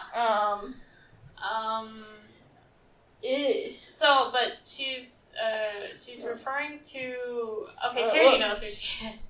She's referring to kind of like AI. Yandere's AI, you know, like characters that are AIs but have a yandere trait. Okay, well, this bitch. She's an AI. She looks Yes. more like looks more like she belongs in a fantasy type. Yes. So to explain Overlord's story, it's an isekai. Oh, Okay, so that makes sense then. yeah. It's probably centered around a video game, Yeah. hence the Yes. AI aspect. I mean, I guess, but that's not really the first thing I think of when I think of AI. I think of literally a freaking computer, you know? Mm. I don't think of video game characters. I'll be real here, I really don't. But anyways, how we feel about them and how to write them. Well, okay. Not to be mean or anything, we haven't really been thinking about them at all. Well, I mean, I had to yesterday when we were looking over the questions. I was thinking, well, first, you know, like, characters aside, we already kind of, I'm assuming, you know, for the people who really like yanderes, they already know what type of yandere they want to create. Mm-hmm. It's just the aspect of putting these yanderes into an interesting plot, you know, and you kind of have to think about the general environment of what your story, like how your story is going to center, what is the character's role in the story, to try to make it seem as though it's not just kind of like a fantasy insert moment where it's just the MC and the yandere. There's some sort of other interest in the story. Yeah, and now that we're adding the tag to the yandere with yandere AI, the most common story trope with AIs is the wondering of, are they actually sentient? You know, like, do they have true emotions? Can you even consider them human? You know, these are the common tropes when it comes to AI stories. Yes. You know, and like sometimes it's like the bigger theme of the whole entire story. Yeah, and morally speaking. Yeah, and you know, like when you picture yandere AI, I'm pretty sure everyone thinks about like, oh, the owner being the MC and then suddenly locked in their smart home by the AI. And honestly, like, yeah, like that's an easy image to imagine, but that's pretty much done for all these other AI stories, and they're not even a yandere. The thing is, as a writer, you know, okay, the MC is locked in her home by a yandere. Now what? She screams and shouts and, you know, try to get away from the yandere, and then they have some inner struggle, and then maybe in the end of the story, the MC won or the yandere won, and the MC or the yandere is beaten down or dead, and the end. Yeah, and that's usually the recipe for AI.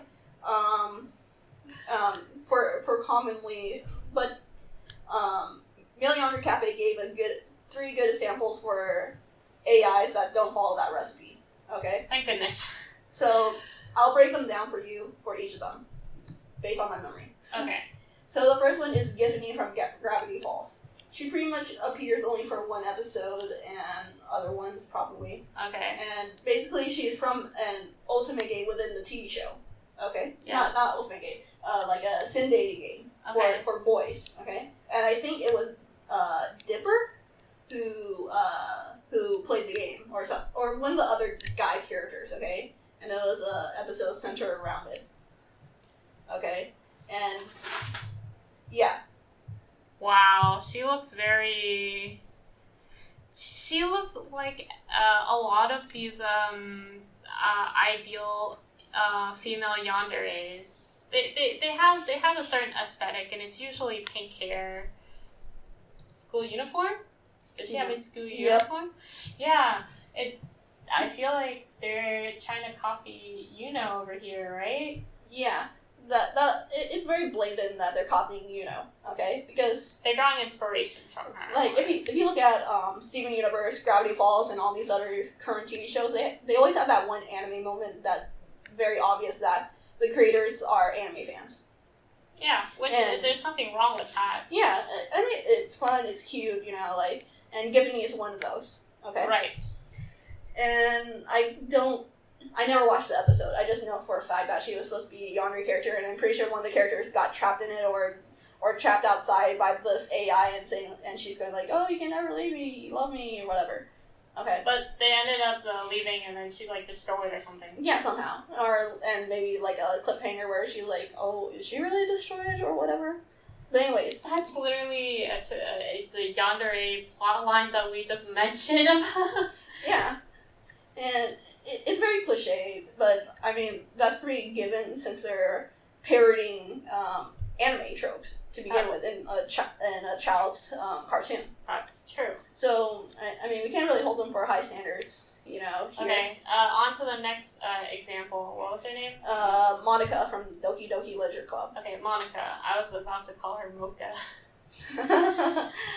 But anyways. Okay, Monica. You should probably know her a bit more. Monica is one of the love interests in sim dating / horror visual novel called Doki Doki Literature Club. So it's painted as this common cutesy sim dating game where you get to date 4 cute girls. Yes, that's her. 4 cute girls, and the player gets to chase after them. And I don't think Monica really has a love route. Okay. Right. And even though you can technically date her as you play the story. Yeah. And I actually know a lot of the story for Doki Doki Literature Club because it's a very good game and it's very for the right reasons too, because of how interesting the game mechanics work and just the sole fact that Monica's character is very self-aware. Yeah, which is something not commonly introduced when you were talking about just yandere tropes, where the yandere is self-aware. So she's actually not a bad yandere actually. Yeah, she's probably one of the best yanderes. If was like the old queen, queen of yanderes back then. Right now, the new queen of yandere isn't Yandere-chan, that's so stupid. Yandere-chan is not even a yandere. But the true queen of yanderes is Monica. And I stand by that fact. Monica is the current queen of yandere. In our opinion. Yeah.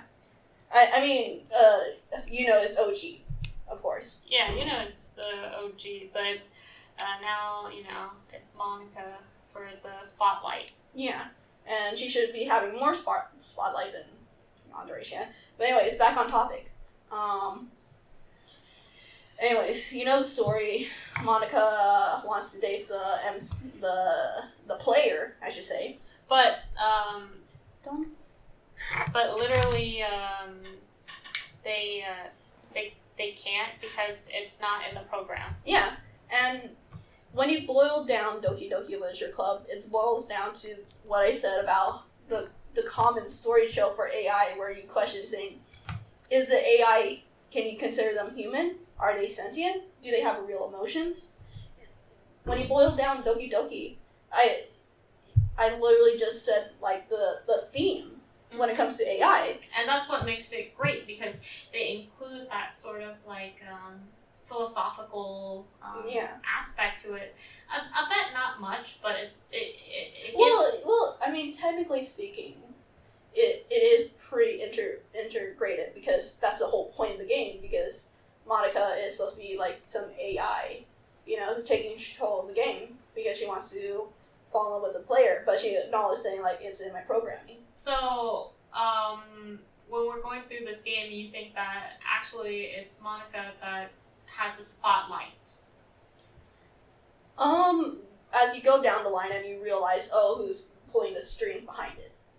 Yes, to kind of unravel. Mm-hmm. So, yeah, the way it's good is because the story of even though it's a game, the story element is fantastic because they include sort of the mystery aspect, where I always try to you guys know by now that I'm really into mysteries and kind of because it keeps it exciting, and the fact that it gets revealed that Monica was the one behind this. The player doesn't know of Monica's existence, or do they? They do, because she's one of the girls on the screen. It's just that they didn't know there's some deeper meaning to it. There's like some deeper story till later on, once the girls start dying. Okay, yeah, so I feel like that kind of makes the game that much greater, or the story that much greater, because there's so many elements to kind of like just make the player, the reader, very interested to kind of continue. Yeah, and so after obviously Doki Doki here, we have Alberto. I feel like you're pronouncing that. Oh, absolutely, but I don't give a shit. But anyways, so I'll just call her Al. Okay. So Al here, okay. So the story is isekai, and before the MC enters the game, it's this MMO RPG game, like how to describe it, I don't know, League. Probably not even close to League, probably a different type of game, but anyways. So the game was shutting down, okay? And his guild members all left to do their own lives, and he stayed online to watch the countdown, right? And high-key, that sounds super fake that he was the only one around, okay? Because we know for a fact that lots of people will be online, but whatever. So anyways, since he was the only one actually there, once it hit the end of the server, he closes his eyes and then wakes up, in the body of his character, and now he's the guild leader, Mm-hmm. And to previously say, he and his friends, they run a guild, okay, before he entered the game. And this guild is known to be like the demon lord thing, and they're feared in the server because, they're all badasses, okay? Mm-hmm. And when the guild members, they're actually proficient in making AIs or whatever. And they made an AI in this game. I don't know. Okay. Yeah, so they made an AI within the game. Yeah, so a couple of the players actually managed to make an AI in the game, okay, and these are now his future party members.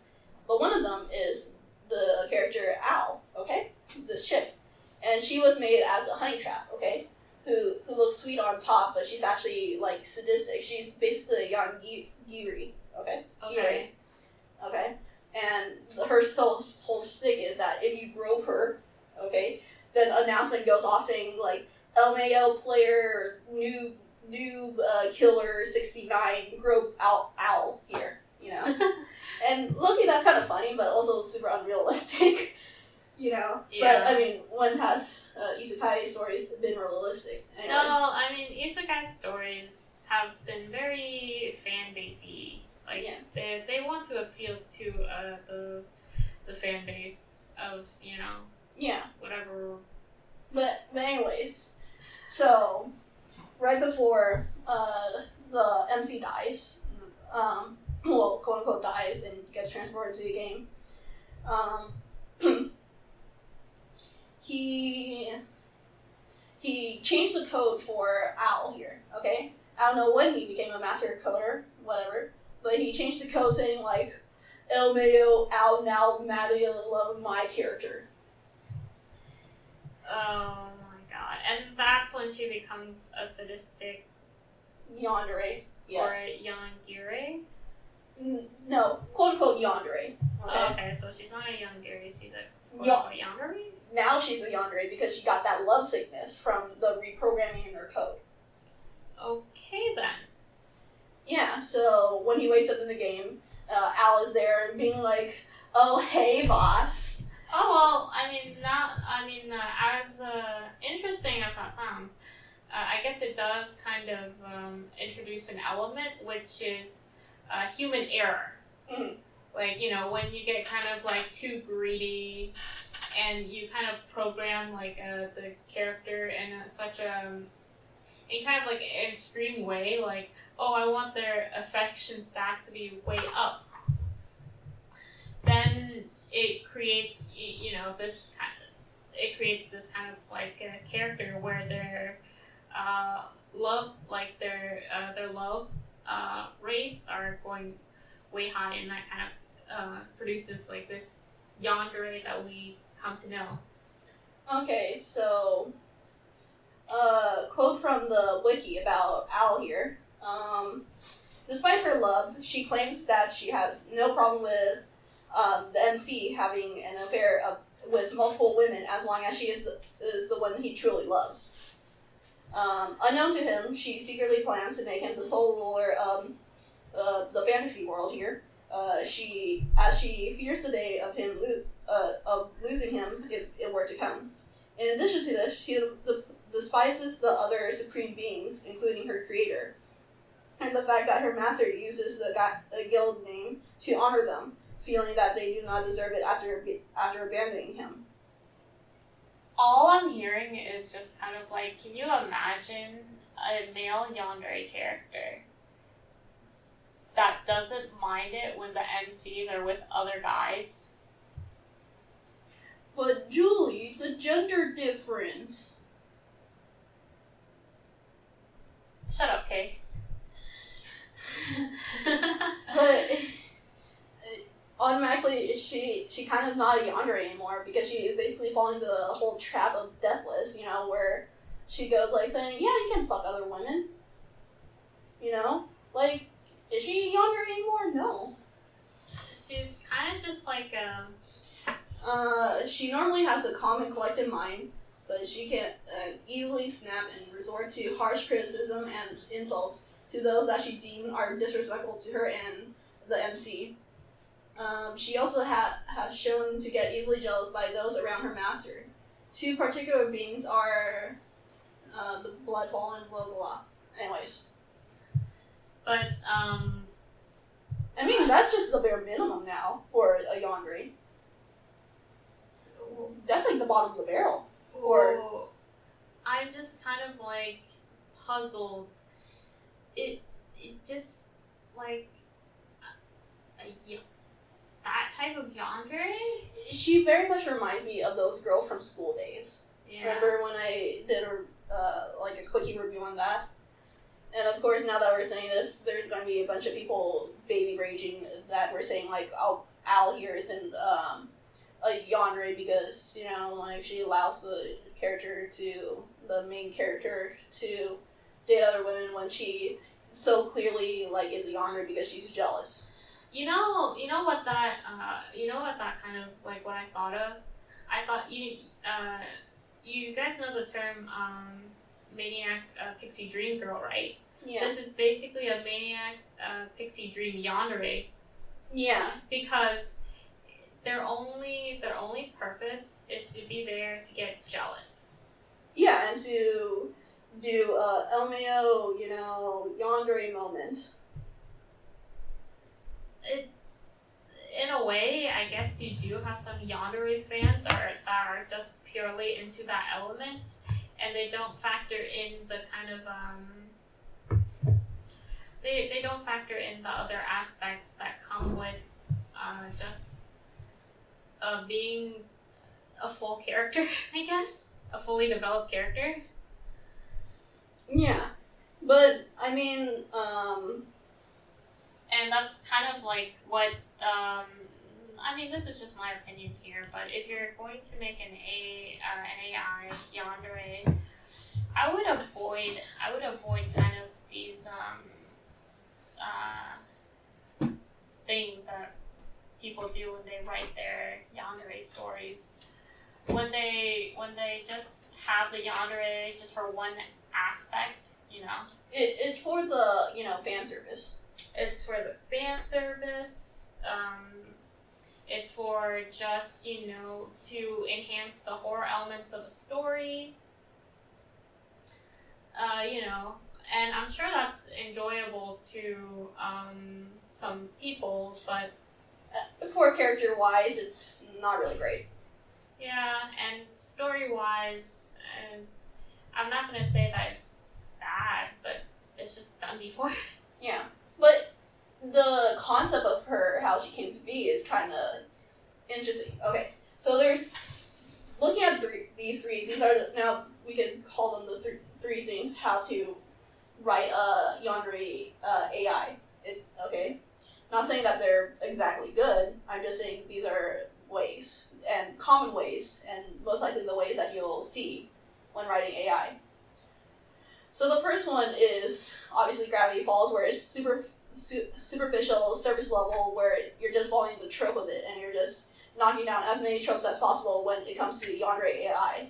You know, locking the character, like the MC, in a house, having her unable to escape them because, you know, hashtag the internet. Very cliched and not very deep, okay? Just for the scares, the yandere moments and things like that, okay? And again, surface level and really not that great. The only reason why we give Gravity Falls a pass is because it's a children's show, and we're not going to analyze a children's show, okay? Next is Doki Doki Literature Club. That does it really well, but that's because, you know, they're following the recipe that we already set out. Questioning if AI has emotion, okay? And that's pretty much the only story that you could do with AI to have something deep, meaningful, and thought-provoking, okay? There's really no other way you can do an AI character. Always, whenever there's an AI character, you think, is the AI human? It asks that question. Can you consider them human? And that's probably the only main way you can do an AI character. Either it's going to be the main focus, or it's going to be a side piece, you know, to like the character for their character development arc. And next is finally the Overlord, where it's just they are there, you know, the AI being a helpful character, and it's programmed to like the MC, and it's sort of in the middle of superficial and deep, you know, where they touch upon it, but in the end, it's more the character is just you know, like a centerpiece, you know, like a decoration. Just one of the members of a harem, basically.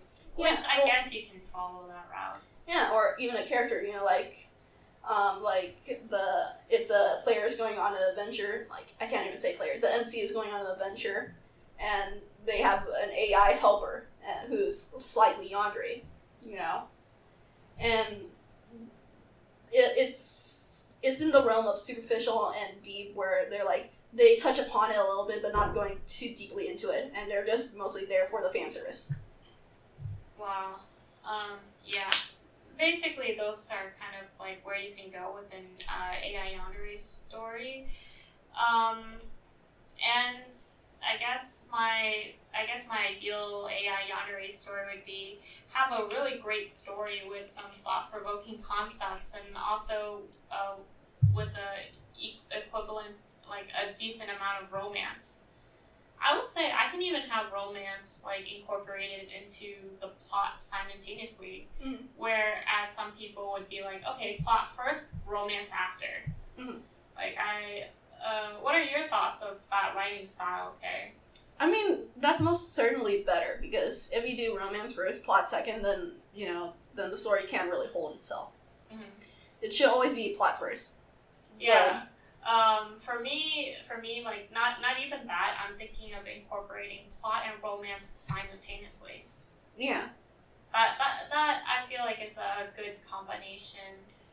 If anything, before you do the romance, the other character that's supposed to be the romance partner, you know, if you kind of look at them and be like, okay, can the story work with or without you? You know, the story must work with the romance character, okay? Are they just there for the sake of romance? You know, like, for example, Kairi from Kingdom Hearts, okay? You can easily remove her from the story because she's just there as a romance piece for Sora and Riku. Sure, people can argue saying, like, oh, you take her out, you know, you're removing one of the princesses of light. Shit, they literally chose, like, Disney princesses for that. They could just choose a different Disney princess for her, you know, for to fulfill that role. You know? She has no importance. So I'm saying that the love interest should have importance to the story and, you know, be a functioning character before a romance partner. Yeah, for me, I view it as the character itself. It, you know, like I feel like a lot of people tend to kind of want to focus on their characters and not develop the story, and that's where it goes wrong, because they care so much about the character, you know, but it's kind of just, you know, like what are the characters literally doing when you kind of watch how the story progresses. You know, but on another note, I want to tell you about this story I read last night, which I think is they have a pretty interesting concept, and like for once, you know, I've read a story where, well, I mean, I've read a lot of stories, but this is a pretty good one, a good example of how it's a horror story with a yandere, but the yandere isn't the antagonist or the horror element, and that is like that's pretty rare. So how the story comes about is it's a BL. It's called The Haunted, and it's a light novel. But I'll still explain the plot concept. You know, if you're not into BL, just think of it as just a regular romance. You know. So what happened was, from the main character, when he was born, I think his name was Yi Yan or something like that. So when Yi Yan was born, he has like a pretty weak constitution, where spirits and such would like try to have him be killed so they can take over his body. And in this universe, when you turn into a ghost, you turn quote unquote evil, in a sense. Like you may look like you're a human, but you're not, because the reason why you're still on this earth is due to kind of like selfish reasons, where you feel like you've been unjust, you've been like wronged, or there's some injustice being done to you, and you just kind of, you know, roam around the earth as kind of like a resentment. And you know, that's why the spirits are considered as ghosts, and spirits are considered as evil in this universe. And for the main protagonist, that's where the horror element comes in, because he's literally like fighting for his life, trying to survive, until he met this priest who told him, hey, the only way you're going to get rid of this, you know, these ghosts that are trying to kill you, is if you carry around this this man's ashes. And that's the male lead. So apparently, when the way he explained it was, this male lead has this man is known. He used to have like this really like sinister aura about him when he was alive, that even the ghosts would avoid. Okay. And in return, you know, because of how heavy and strong his aura was, he wasn't able to live very long in his life, and that's why he died. And so the priest was like, okay, if you carry this man's ashes around with you, then, you know, the spirits are going to be repelled.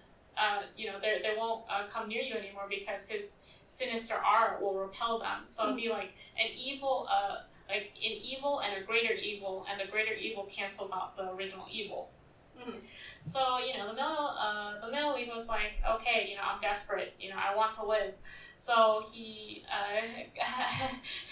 he goes to the male lead's funeral, right? Pretends he was like a classmate of the male lead, and he's just like trying to explain to the receptionist, hey, you know, I'm just gonna, my friend, like, we were classmates, and this guy wanted me to spread his ashes in the sea. But obviously he just stole the guy's like ashes, and then he carries it around in like he wears it as a necklace. So he has a necklace, and then there's like a little bottle of the guy's ashes, and then he also holds like a stone tablet when he hugs it when he goes to sleep. But you know, to worship and honor the male lead, because, you know, he's praying, like he's very religious because of all these like things happening, and his grandmother raised him to be very superstitious. Yeah. You know, because she's afraid he's gonna die. So he's been praying, you know, he leaves like offerings to the male lead and whatever have you, right? And the male lead, of course, you know, gets infatuated with this the MC, and what he does is he takes form of like this black like smoke, you know, Mhm. this black like smoky like presence that the MC can't really see, but others kind of sense his evil evil energy. So Yeah. like everybody's like freaking out, but the MC is just like, oh, this is, you know, now I don't have any evil spirits anymore, you know. And he was pretty satisfied until, you know, his best friend comes around and is just like, hey man, LOL, you're a little weird. Why don't you like date chicks? Mhm. And some stuff like that pisses off the yandere. And so the yandere is like, oh nah, you know. And he was just like trying everything he can to like kind of like ruin the dates. And then the MC gets so scared, he's just like, yeah, I don't want to drag other people into my mess. So, you know, I dude, all I wanted was just to survive, you know. Dating is nice, but I don't want to drag them into my mess. So the male lead was just like satisfied that the MC doesn't want to date. So then he was just like, well, I really love the MC, but the MC doesn't even know that I'm here. So what he does in this arc at this point was he enters the MC's body. Like the black smoke just enters the MC's body, and for a good chunk of the story now, the MC believes, like it's like the male lead has kind of like mind controlled the MC into believing he has a lover. And he literally inserts himself into the MC's life, and you can see in the dialogue the MC is just like, when did I meet this guy? Oh well, it doesn't really matter. And he's been, you know, hypnotizing the MC and incorporating him into their life, and you know they do all these lovey-dovey things, and there are the side characters out watching this outside, you know, the people going, why is this man just like talking to himself? And then, you know, there's at one point this kid who can see spirits, he's just like, oh, there's two uncles, you know, the MC and the male lead, while the adults was just like, there's only one person, you know.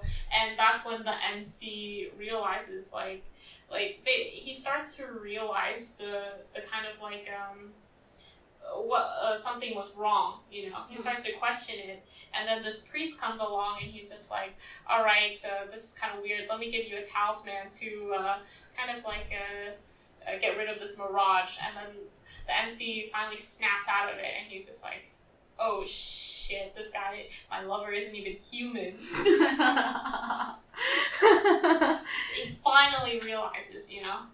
And then he was just like, oh, he's a ghost. Oh no, I'm terrified of ghosts, because, and it's pretty logical, because for all of his life, ghosts were trying to kill him. So he's just like, well, this, you know, he slowly gets used to the idea of the MC, because, you know, the MC slowly gets used to the idea of the male lead, because, you know, the male lead hasn't been trying to hurt him. He's been really helpful. He's good at like cooking. He's, you know, doing all these like helpful romantic gestures. Yo, can you just imagine, like, since he's possessed, like, the reason why he's so good at cooking, he basically took over the MC's body, cooking with the MC's body. Now, he's actually a very powerful spirit where he could do it himself. But the thing is, other people can't see. You know, they'll just see like a pot or something. Like if he's trying to flip pancakes or whatever, they just see the pot and the pancake moving around while the MC sees the guy like doing the action. Okay, so I just thought that concept was really cool, and you know, in the end, the MC, like, you know, the priest, there's like some drama with the priest trying to help resolve the MC, but you know, when he tried, it turns into like a honeypot kind of situation where the priest is actually using the MC to get rid of the yandere, and also because, you know, he's evil and etc. It was like a honey trap. So then the MC, you know, takes the side of the yandere in the end. But the MC, and I like how honest they are with each other, where the MC was just like, yeah, I'm actually literally afraid of you because you're a ghost. You know, and the male lead and the yandere was like, well, you know, just think of me as like a romantic like ghost, you know, like that I do love you, you know. And then there comes like a moment where the MC realizes that, you know, it's true that ghosts like have kind of like this evilness to them, where and the MC, I mean the male lead does in a sense, where he would literally do anything, like you know, hurt other people and like the priests in order to make sure that the MC was his. You know, there is like the morality issue is like the morality between the MC and the male lead is kind of skewed because the male lead is a ghost. His sense of morality is a little bit different. You know, he literally doesn't care about anybody, but he doesn't care about anybody but the MC. Okay, cool story, but I just see Luna here in the chat here. Good morning. If you just woke up right now. Oh yeah. What's up? We were just talking about yandere story that Julie read. Yeah, I'll link it. I'll link it later. In the you know, in the Discord. No, not Discord. What was it? Blog. Our yeah. blog. Sorry. It feels like I've been talking forever on that subject. Yeah. But anyways, let's move on to the next question. We got on the suggestion box here. Okay. So the next one is, would you be able to discuss couples, as in yandere, with different types of dure types, and say the ones that you like best or are best betrayed? The person who submitted this said that they want to write a manga with a yandere guy as a romantic interest, and yeah. So a dure type with a yandere. I mean, literally, you can do any dure type, right? yeah, it's just a matter of, you know, what is the story. As long as, you know, they... What would you say would be a bad dure type with a yandere? I feel like kudere is actually kind of ideal, right? For yanderes? Because they're literally the exact opposite of one another, if you think about it. They're on opposite spectrums, I mean. Well, with the kudere type, the yandere will be going like, what are they thinking, you know? Okay. So, with the kudere type, I guess for them it's like that shyness, maybe, perhaps. Like they actually do really like the yandere, but they aren't able to express it well enough, and then because they're kudere, they're kind of away from other social groups. Okay. I think all the dure types have issues in expressing how they love their romantic interest. I mean, only the yandere and the dure type are solid in showing how they're affectionate to the other party. Like the tsundere, they're awkward in their affections by being like rather violent. The kudere type, they're extremely shy to the point and cool, you know, that they're unable to express it properly. The hime dure type, you know, they have a princess complex and they treat their love interest as, you know, like a slave or something, you know. All these types have their own, like, issues, you know? That's true. But with relationship issues comes with a fun, kind of interesting dynamic where you get to kind of see the misunderstandings being resolved. Yeah. That comes with these tropes. Yeah. It's just really a matter of the type of story you're writing, and, you know, what you have in mind. Probably the easiest way to have the pairings and not have them kill each other is probably a comedy story. Yeah. You know? Yeah. That's probably the easiest way, you know, like, LMAO, yandere X Kudere type. What shenanigans are they going to get into this time, you know? And it's very easy, and in the end, it'll be resolved by communication, you know? Uh-huh. I think rather than just the types, it's kind of like what kind of story do you want to make? They say manga, and the first thing I think about is the romance comedy sort of manga. I don't really think about sci-fi or like I don't think about sci-fi or like any other type of genres because I feel like they're trying to appeal to like the female base or in a sense if they follow our blog it could be following a male it could be like somebody writing to appeal towards a male fan base too. I don't really know.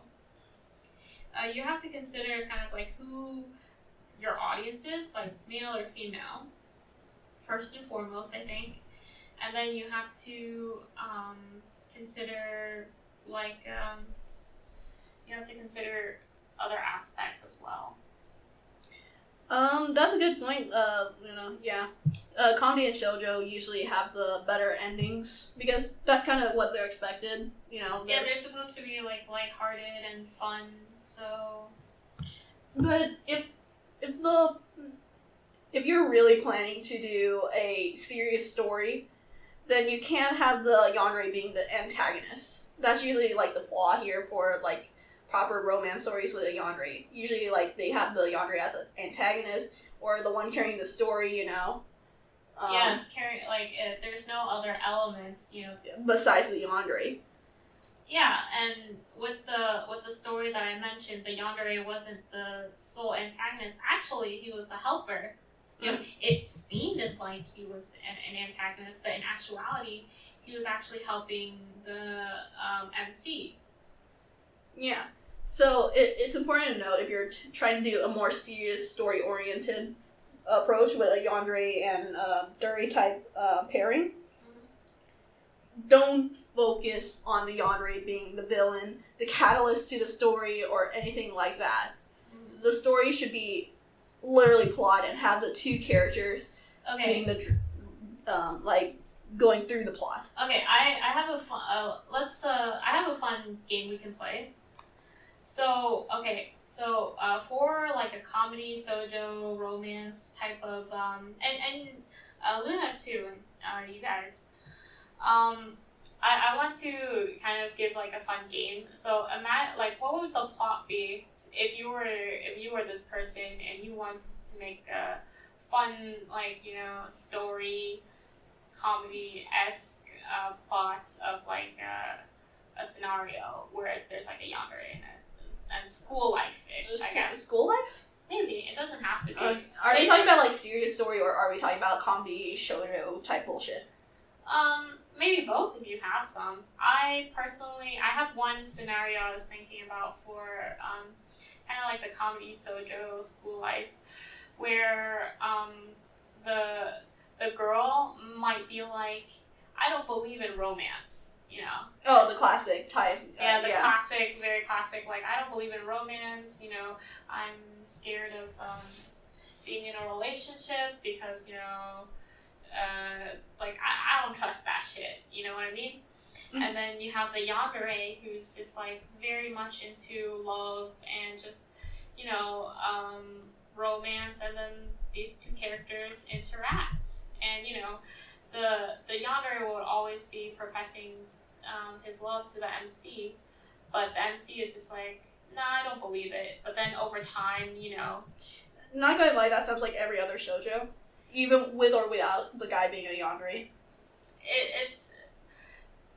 But it's better if he's a yandere because it really, it really shows that he really loves the MC. I can't imagine a better like guy to be the male lead than a yandere. But that's us. So like, of course, we're gonna say a yandere male lead is better. Yes, but you don't really see that. You just see all these other guys. Like you see this scenario, but instead the guy's like an Orasama type. Yeah. How does that make any logical sense?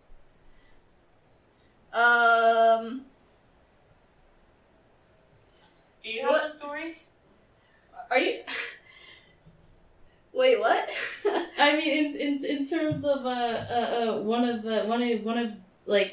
them not being into romance and the other one being super into romance, I'm like, Loosely. But I put you on the spot.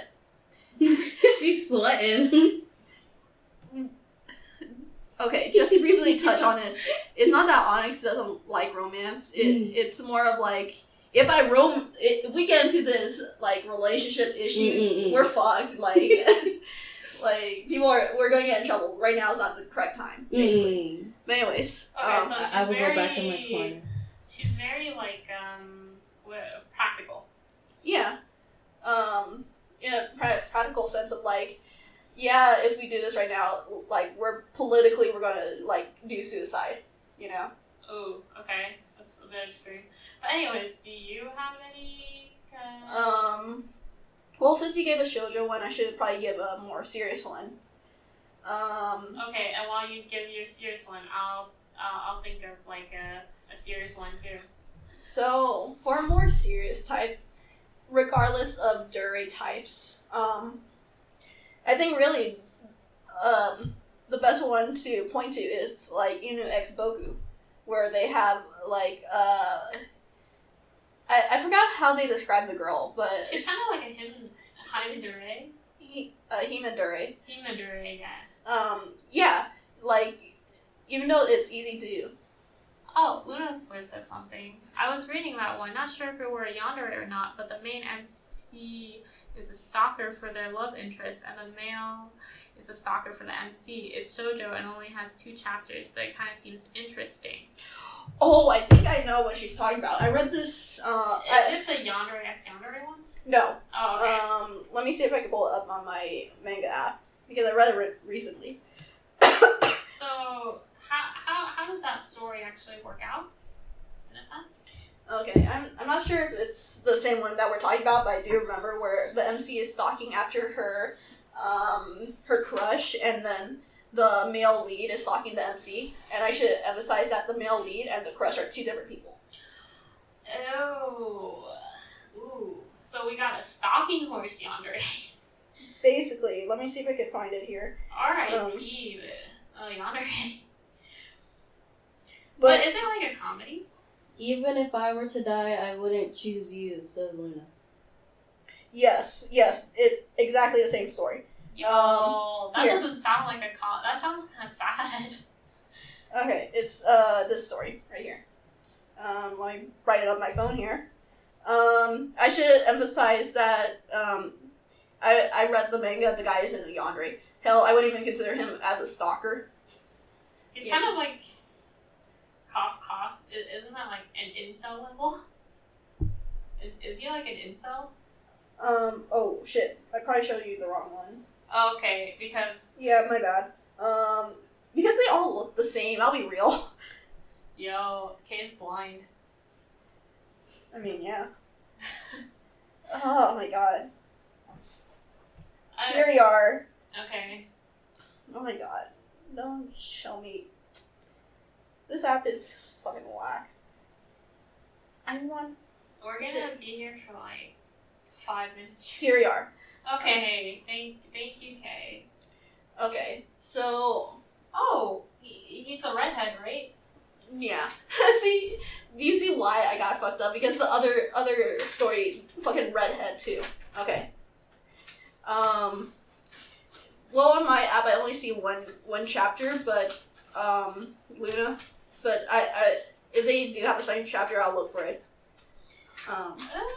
He kind of looks like just straight off character designs. Maybe this is just profiling character tropes.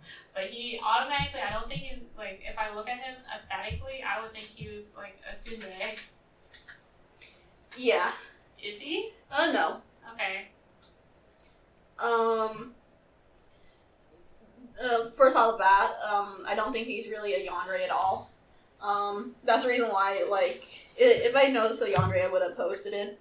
So, most of the time when you see a blog actually posts something saying like I think it has yandere potential, I usually read it, and the reason why I don't post it is because I seriously don't think they have yandere potential, especially if it's chapter 1.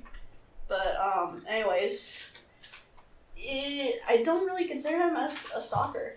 I mean, sure, he's following after the MC, but I think the MC is for sure 100% a stalker. Okay. Yes. Because she is stalking the dude. Yeah. But the male lead, it feels more like he's following after because entertainment purposes, you know? Oh. And I mean, it's not that hard to follow after the girl when you notice she's stalking a person, you know, like, it's kind of one of those things where let's wait and see. It's so early. So it's just like I noticed something like awkward happening, and I just hide in the bushes to watch what's going on because it's basically like same thing, but IRL like drama that you would watch on TV, except it's happening in IRL. Yeah, and the male lead does like the female lead. I should say that, you know, like it's not like he's just following her because of the shits and giggles, you know. Okay, so he just So like it's literally like. So what's your point? Yeah, like the girl I'm fancy is doing something creepy. Might as well watch it. You know, kind of scenario to me. And That's just so odd. I don't know. Like the manga itself is interesting. Like I'm gonna read it. It's just, you know, like I really don't see him as a male yandere at all. It's the same mindset of, you know, like he's just kind of quirky. Mm. That's all I feel like we can like establish, because no normal person is gonna do this. Yeah, no. Right. So a serious plotline. Did you have anything in mind? Yeah, so basically following the recipe of Inu X Boku, where the girl has, you know, she has her character quirks for whatever reason from her childhood, you know, that made her develop this way. Mm-hmm. You know, like the Kudere, like originally she was, I don't know, a happy child, but then later on her parents dying or whatever, and she learns to have to be quiet. Or like the Himedure type, you know, like the girl from Inu X Boku. You know, she does it because it's a defense mechanism or whatever. You know, giving reason why they act that way. You Okay. know, like actual legitimate like character, you know, background for why. And then of course they have the yandere love interest who tags along because the story, you know, they're tied in together because there's a bigger issue going on. But of course that's where Inu X Boku failed. You know, which I'm going to do a review about. I tried reading it. So fucking boring, okay? Like, the male yandere, they're, Soshi, I think? He has a great yandere though, right? Yeah, he is a fantastic yandere. And other characters are great too. Yeah, the author did an amazing job with characters, I'll be real. But the story is so awful. It's Okay. convoluted. Yeah, which I'll go into, but there's a reason why you don't try to mix like 4-panel comedy mangas with like a full-on, full-length story. Yeah, but you know, story aside, the characters are great. Yeah, the characters are great, and I think that's a good point to start as reference. You know, like, you know, giving a reason why the MC and the yandere are connected together, you know, and, you know, using the story to drive them together or give them like a similar past, just anything to tie those two together besides the yandere being like, oh, LMAO, I'm creepy and you can never leave me. Okay, so for my serious stories, okay, Luna, Kay, or Charity, give me like a random like subgenre, like I don't know, Western or like Steampunk. Steampunk. Yeah. All right, steampunk. I'm just gonna hit one on the spot. So for steampunk, I would say the main story is.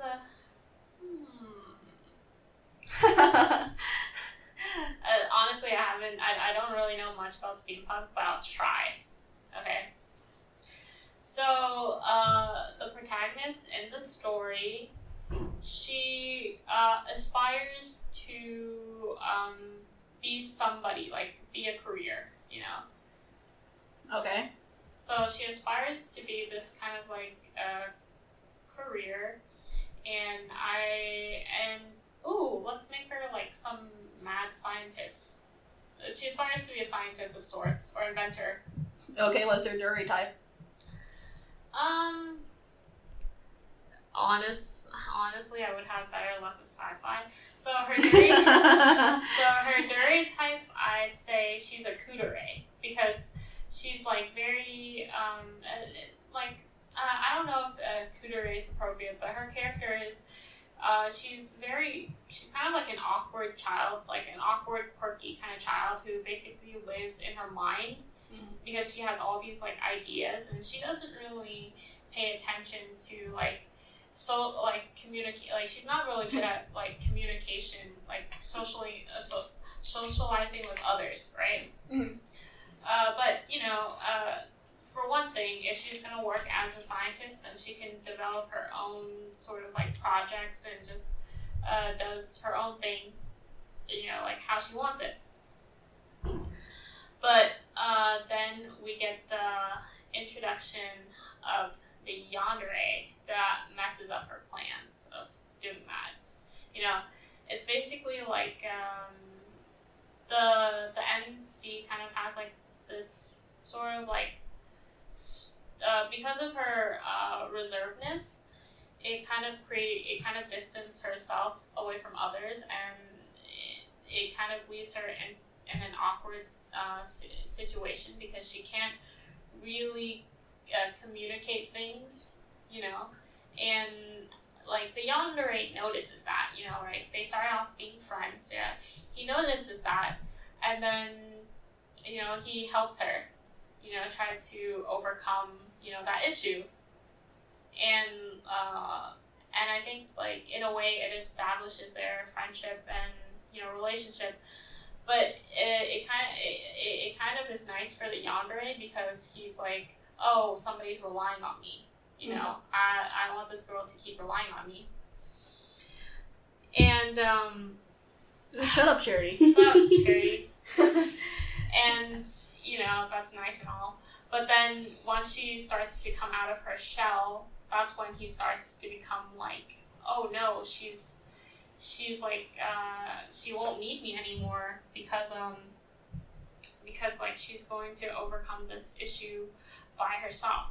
And then the yandere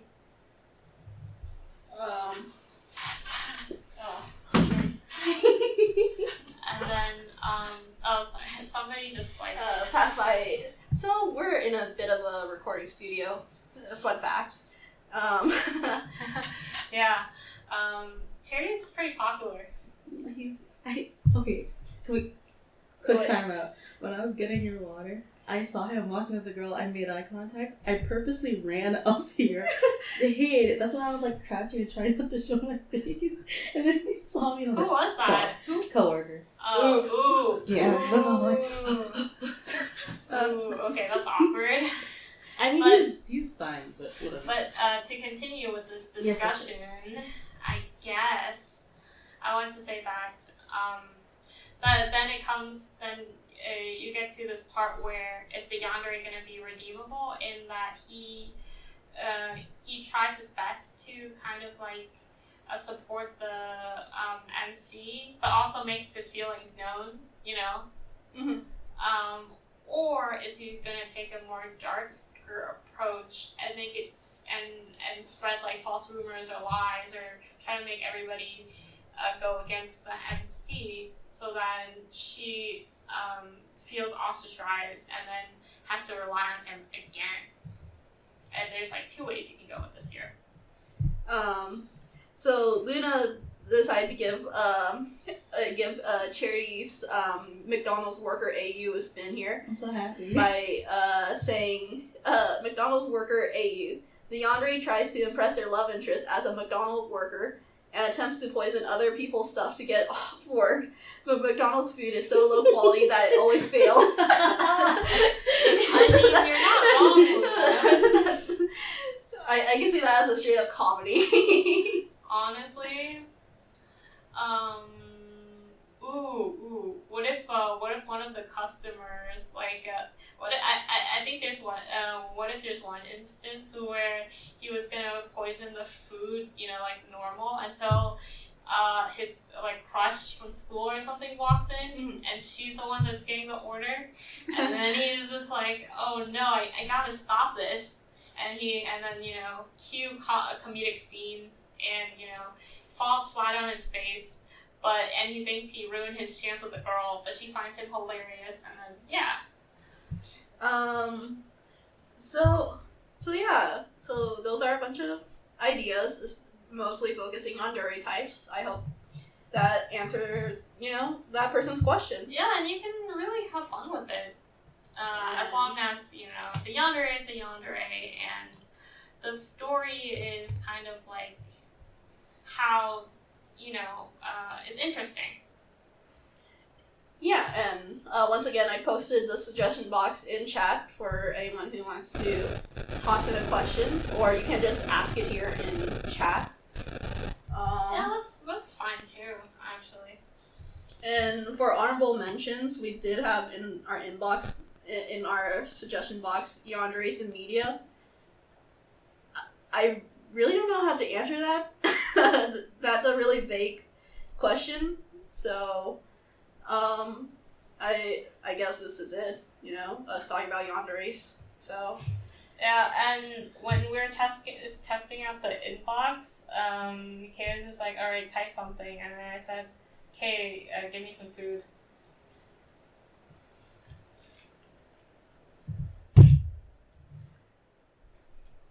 Anyways,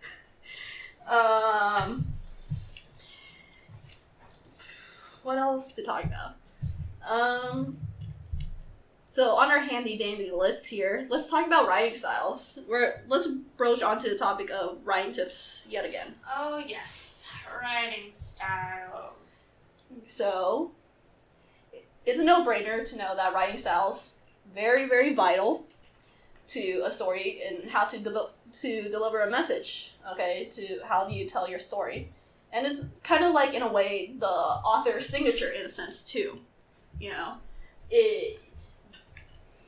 The writing style is how you can tell the writer's technique in writing, their voice, the type of stories they write. And I also want to mention that sometimes it's not the concept of the story that's bad, or necessarily the characters.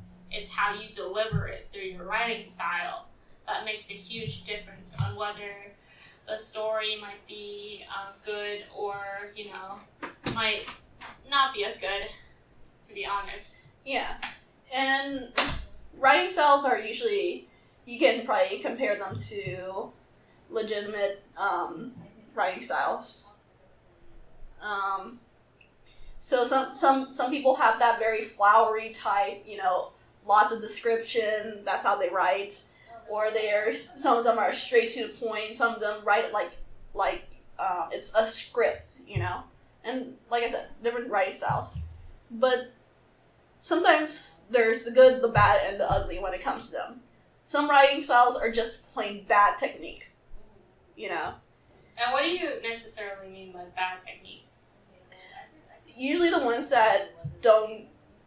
I can't say not straight to the point because, there's some that it's fine having lots of descriptions. I mean to say, over the top to the point where you don't even understand what the author's trying to say anymore. So the descriptions are so convoluted that it's like one description is a contradiction to another, and they kind of overpower you in a sense where you can't it leaves you to not be able to imagine what it is the scenario that you're supposed to be imagining is about. Yeah, for example, one really, really bad one that I read, that I showed you. I even showed you, and you should remember it. It was for a demo for a choice of game, and it was so flowery, it's so many descriptions, it's so convoluted, it was more than probably it's probably the maximum 20 pages for the demo, and the literal, the author took 20 pages just to say that the MC was waiting for his or her friend to come to their place and say hello. 20 pages just to get that point across. That is a very extreme case of using too many descriptions and not a lot of action. Yeah. And, I mean, some people just say it's the style, you know. Yes, it's a style, but it's just a bad style. Just like wearing, I don't know, like, leather printed pants with a pink t-shirt. Now that kind of reminds me of a specific. It's kind of controversial, but I mean, like, I don't. The person that made this video kind of explain it in a really like rational way, even though this topic is sort of controversial. But it's basically like the video title is basically like stop, like you shouldn't disguise like bad art with art style. Mm-hmm. And I mean, even though it sounds controversial now, you know, the way they explain it is very similar in this case, where the artist just claims that, oh, you know, this is just my style, you know, like everybody has different preferences, etc., etc. And the person voicing this video is just like, well, that's, you know, if you're gonna claim everything as, you know, the artist's style, then it literally won't give you a chance to improve. Yeah. And I feel like that's what some authors have to take note when they claim that it's a style of theirs, when really I feel like it's just bad writing, and, you know, you can improve if you take the steps too. You know? Yeah. And having descriptions is not bad, but once it gets to the point where you're going, like, in a way off topic, you know, it doesn't make sense. And another bad writing style is when you use too... okay, this is going to make me sound like a monkey, but using too many big words, okay? But let me explain here, okay? It's nice that she can pull out a thesaurus to show that she can find 10 different words for the word blood, okay? And, you know, sometimes it's fine changing things up if you're using the word blood constantly in a particular scene, you know? So, from Charity, would you say that a lot of writers are influenced from being praised by their English teachers in high school? Oh, absolutely. It's really bad that writers are basing their writing on English class. Like, yes, English class is important to having the foundation for grammar. You know, like, you have to make your writing readable, first of all. You know, like, you can't have a readable writing if your grammar is all over the place. But at the same time, you know, like, the writer needs to learn that it's important to be flexible like water. Yes.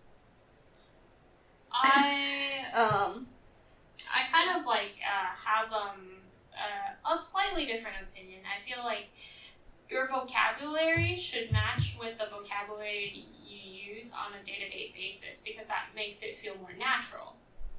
Like, whatever vocabulary you are familiar with and you actually use on a day-to-day should be kind of like how you should write as well.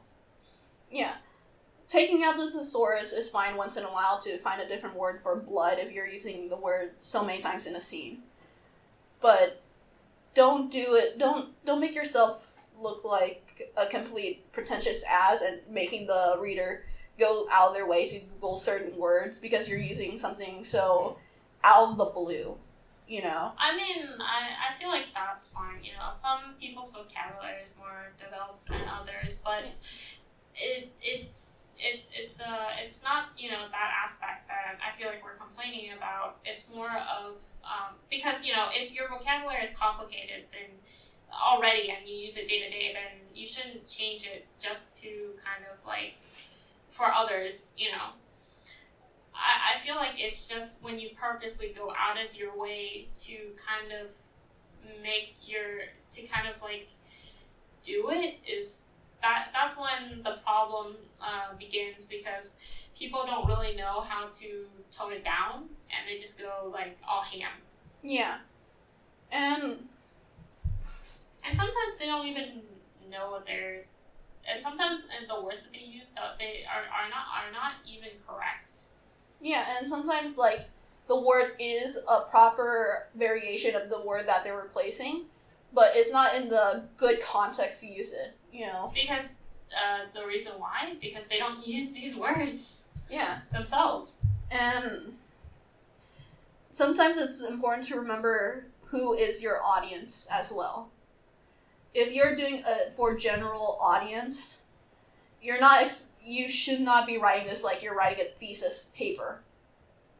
You know? Yeah, there's a difference when it comes to the audience who's going to be reading your work. If it's for, say, like for entertainment purposes, I feel like then it should be for what it is, entertainment.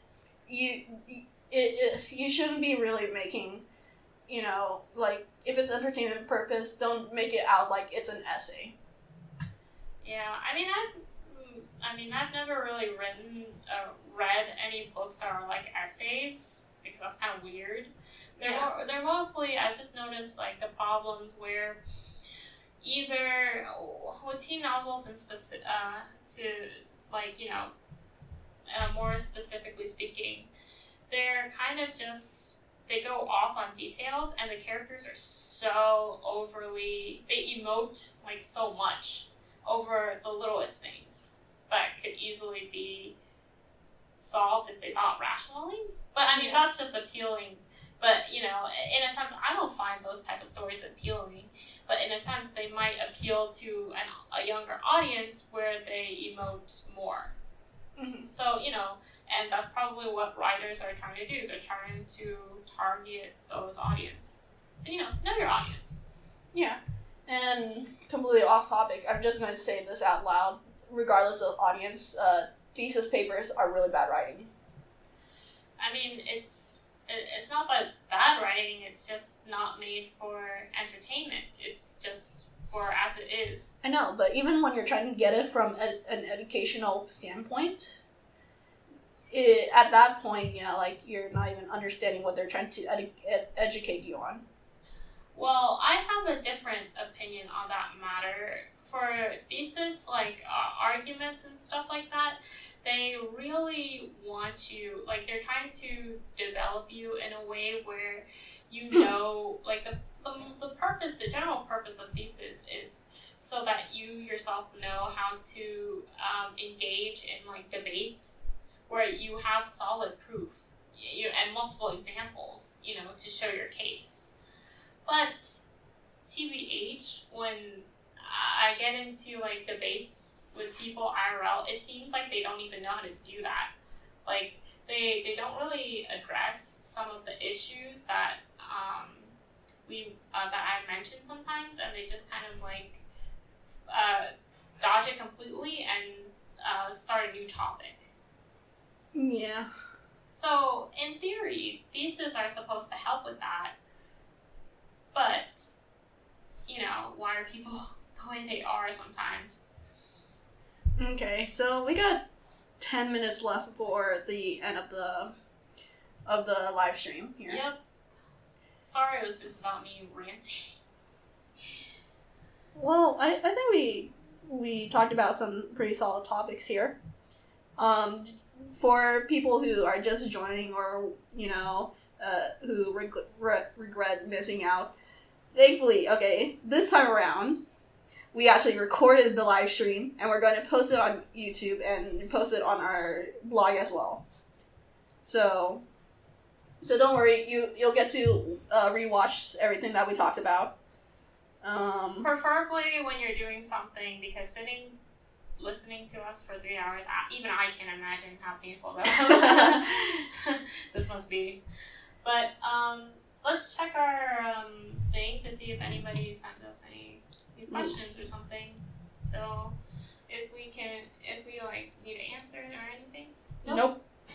Nice. I mean, I'm actually legitimately happy because I think it's doing the people an injustice if we only have 10 minutes to explain if it's like an overly complicated concept. Yeah. Before going, I should make an announcement that we are planning to open up Anons again. What K is? Yeah, so Julie will not be answering Anons anymore because, Charity just gave me the look like, really, bitch?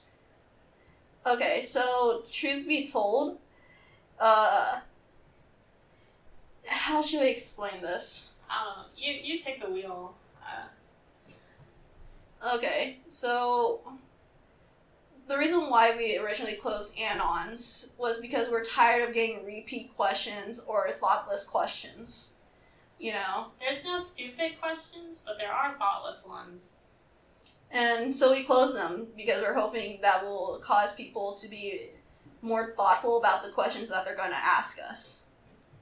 And, you know, it was a peaceful couple of weeks with Anons closed, and it was nice, you know. But I kind of miss talking to our followers, you know, and answering their questions.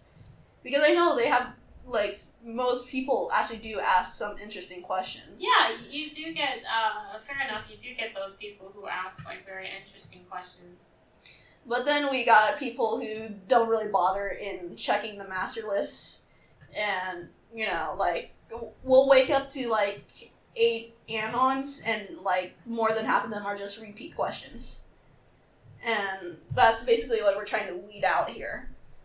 So, again, policy will still remain once we open up Anons. Yeah, and, I mean, like, who knows? Like, I'll probably answer, like... I mean, as you guys can tell, I'm pretty selective of what I like to do. Like, my interests are pretty selective, so if I do find a question that I like and that I think is interesting, I will probably answer it.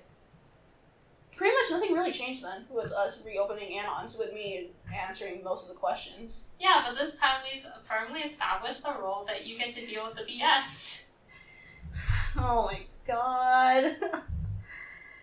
But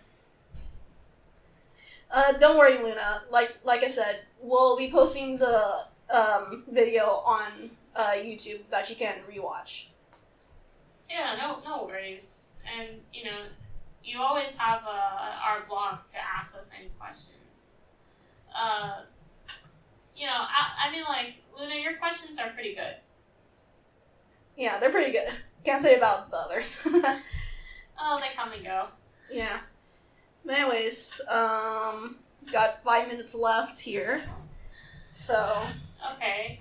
So, Kay, can't wait to read your review on Inuit's Boku finally. Yeah, I'm, like I said, not completing the story. I'm just going to say it as it is. And I'll probably talk about more of that BL story because it's pretty interesting. I mean, it's still ongoing, but 30 chapters enough, and I can confidently say I think the guy is a pretty solid yandere, probably like a 4 to 5. Most definitely.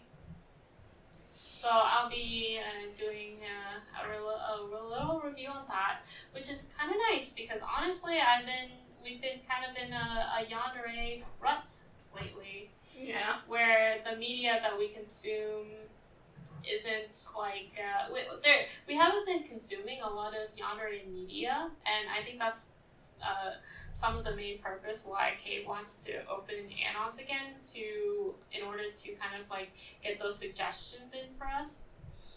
Because I mean, we do actually like it when people give us like some suggestions. Some good suggestions. Um.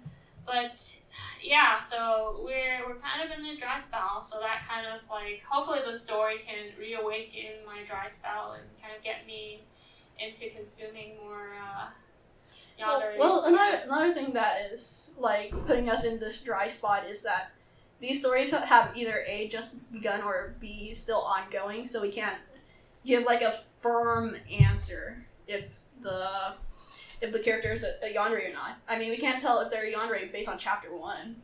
You know? Yeah, that's kind of true. And that's why we're really not recommending anything that we have noticed, like, appearing. Yeah, I mean, like, we have, if it's, Yeah. if we can tell for certain that this might be going in the right direction, but if it's only 1 or 2 chapters that doesn't have any, like, substance to it, like, a lot of substance to it, then our hands are tied and we, you know, because, I've noticed that for all the comments that we get, a lot of people, the familiar compliments that we get is that how our blog is very, like, people really see our blog as being something reliable for yandere media. And, you know, Kay and I, honestly, we do want to live up to, you know, what you guys are praising us for, to being, like, the most reliable as possible, in order to kind of, like, making sure that the guys that we recommend or that we review, or sometimes our opinions, to be as accurate to our beliefs, because I believe that's kind of, like, the main reason why you guys are following us. Yeah. Yeah. So we can't really review things that only have 1 chapter or just started. So the only thing we could do is, I guess we'll wait and see. And that's usually the reason why we don't really recommend a lot. Yeah, and plus, for me personally, I do try to review media that I feel like not a lot of blogs have already covered, because one, I don't want to, you know, steal their thunder, or if I really do like the work and it's done by another yandere blog, I'll probably add them and just give them, like, the credit for finding the media, and then, like, sort of, like, give them their credit and then just go off on my own thing. Hey Violet, sorry that you're dropping in, like, 2 minutes before the live stream ends.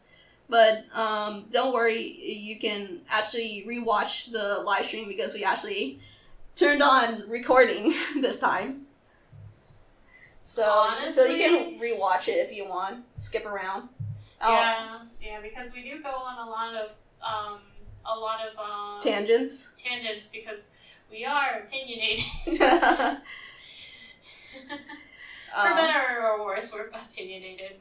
But we got a lot more people coming in right now. At the end. Yeah. Yeah, sorry if this is in a different time zone from you guys.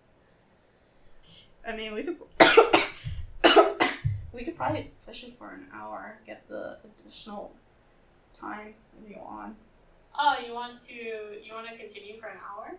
Yeah, we could. I just need to use the restroom. Okay. Yeah, you know, would you... Wait. What? Is Luna actually Male Cafe? Are y'all What? stupid? Yes, we are stupid. We're stupid! What the? We always thought you guys were different people. What the? This is some kind of, like, hidden conspiracy. This in itself is a plot. Yo, twist. yeah, what? I mean, now that... I mean, we really could push it for another hour if you want. Yeah, I don't mind. Okay, here. Charity. Use my card and rent it for 1 more hour. Wait, what do I say to them? No, right here. And Oh. just check it out right now and then run up to them and say, like, I checked it out. Oh my god. Yeah, we're the studio ain't ours. It's on a rental. It's a rental studio. Oh my god. Yeah. I literally had no idea. Yeah. Anyways, I mean, it's raining outside, so we can't go anywhere, too. It says scanning and repairing, says the computer. Just tell the person, then. There's no one there. Well, just... Wait, I need to use the restroom. So, Julie, can you entertain them while... Dance. Dance, monkey dance. So, I'll be back. Okay. Alright.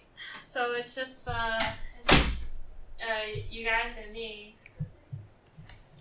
Oh, okay. Violet, what are you saying? I always assume people who find my blog are just coming in like with trench coats on being super secret. Ah, yeah. Yeah, I think, funny enough, I think, I think, like, so Kay, introduced me to your blog, Violet, and then I think I commented, and then eventually I told Kay, I was just like, hey, we should, make a yandere blog, and then this was how, like, this whole like project started to come into fruition because of like I think this is where like the origins of how we met Violet, so that's pretty cool. Sup, Charity? I see that you're back. Yes. By the way, I know you guys can't really see this, but Charity here has a t-shirt of a guy, like a person on their hands and knees. Okay, hold on. Why are you wearing this shirt in public? It's a Keith Haring t-shirt, so it's very, like, artsy and slightly pretentious. Who's Keith Haring? Oh boy. I'm trying to Google. He's like a very, like, simplistic artist, and that's, like, everyone will recognize it. So it's not, like, anything, like, vaguely sexual. Actually, yeah, that's kind of funny. Do you follow Charity too, Luna? No. Or maleyanderecafe? Probably not, I doubt it. Because, it's funny how, like, we were all following each other conveniently, and then we happened to also be into yanderes. That's kind of wild. Same, honestly, like, me and Kay were lurkers of Violet. We literally are fans of each other. I mean, oh wow, so that's Keith Haring, huh? I mean, it's cool. Yeah. It's kind of really wild. It's giving me like Sesame Street vibes. Yeah, pretty much. Except for this one where the character is on his hands and knees. I like it because he looks like he's just in so much distress about life. I'm like, ooh, big mood. Oh, I guess I just have a dirty mind. Why? He's like he's literally on his hands and knees. But it's like, even without a face, you could tell that it's very, like, distressing. Like, I mean, he's suffering. Do you know the band, what is it, Harsher Boy? I believe that's what they're called. No. Their aesthetic is literally BDSM, so I don't know. Anyway. Okay, so this is what Violet said. Yeah, I think Kay contacted me first about the Redeem Yandere stuff, and then you, Julie, jumped in later. Did that before getting a Tumblr account. Yeah. Oh yeah, Luna probably doesn't follow me because I'm not entirely part of your guys' blog, TBH. Also, I post like no yandere stuff, but they would never hear of me. I mean, you're not. Fun fact. Correct me if I'm wrong, Cherry, but you're into orasamas. Give me the definition of an orasama, please. It's basically like the asshole, like yeah, low key. Yeah, so she's in the closet orasama fan. Which I feel like I could hear everyone shaking their heads in disappointment because of it. I apologize. No, we all have our own preferences. There's nothing to be, like ashamed about. We all have our dirty little secrets, our guilty pleasures. Oh my gosh! You know what? I told Kay this thought that I had at like 3 a.m. I mean, like I stay up late because I was I'm getting more into like philosophy. I know that's pretty random, but just kind of like. But anyways. Basically, do you guys, like, we were talking on the subject of, like, kids shows with yanderes, and I was literally... Kay's back. Time to go back in my doghouse. Alright, see ya, Charity. Buddy. Get back to your seat at the edge of the table. Honestly. I just want to say that it's raining super hard, so with or without the extra hour, we're stuck here. Oh, that's fun. Oh yeah, that's fun. I love being stuck in the rain. But I was going to say, like, the text message that I sent you at like 3 a.m. That was basically like, dude, my childhood show, Wizards of Waverly Place. Alex's boyfriend, Mason, was low key, well, actually high key a yandere. The jealousy is consistent, the possessiveness is consistent, and he's like not an asshole. Oh my gosh. What did I walk into? And low key, I was just little me going like, yeah, I really like this character. So I guess that already set the tone for character types that I like. I'm just trying to catch up with Chad right now. So I don't know. Do you have anything you want to say, Kay? Ooh. We already basically talked about. I'm just trying to go over what we already talked about. So we talked about MCs. We talked about. I mean, if we go on the list, we still haven't talked about dialogue. Oh, that's right. Where is? Sorry. So Kay and I are just like reading your comment, Violet. And I'm really glad how, you know, it's the one comment that appears here on the screen, yet everything else in chat doesn't appear. Nani? Anyways,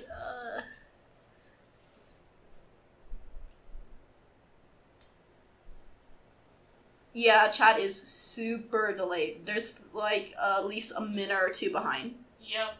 I mean, this is good for us because, I mean, at least now we get like time to talk, I guess. Yeah.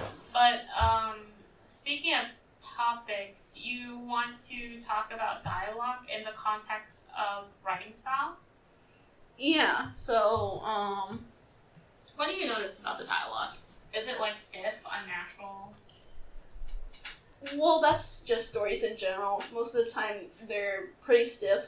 Mostly because the writer is trying to imitate their English teacher's writing standard of, you know, like... Ye olde English. Yeah, ye olde English, you know, very strict grammar, dialogue, and when in actuality, most people don't talk like that.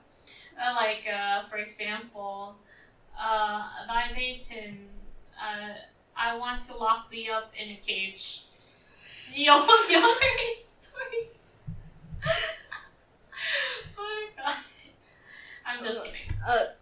Well, stiff, okay, yes. But seriously. But stiff as in, like, very grammatically structured, and you're talking as if you, have written your line out and then edited it, like, several times afterwards. Nothing wrong with that, but I feel like, most people don't talk like that. That's the thing. yes. And that's something writers fail to understand. You know, like, structurally, like, everything outside the dialogue box should be grammatically sound. But within the dialogue, they should be considering slang, you know, the casual conversation, and being grammatically wrong, you know? Well, in terms of slang, I don't particularly enjoy slang when it comes to like stories in general, because it's, I guess, like, for me, a good story is that it's timeless in a sense that no matter what year you're reading the story, it kind of has like this atmosphere that it can happen at any time, given time period. Whereas with slang, it's very specific to the problem with slang is it's very specific to the time period of what the slang is referencing.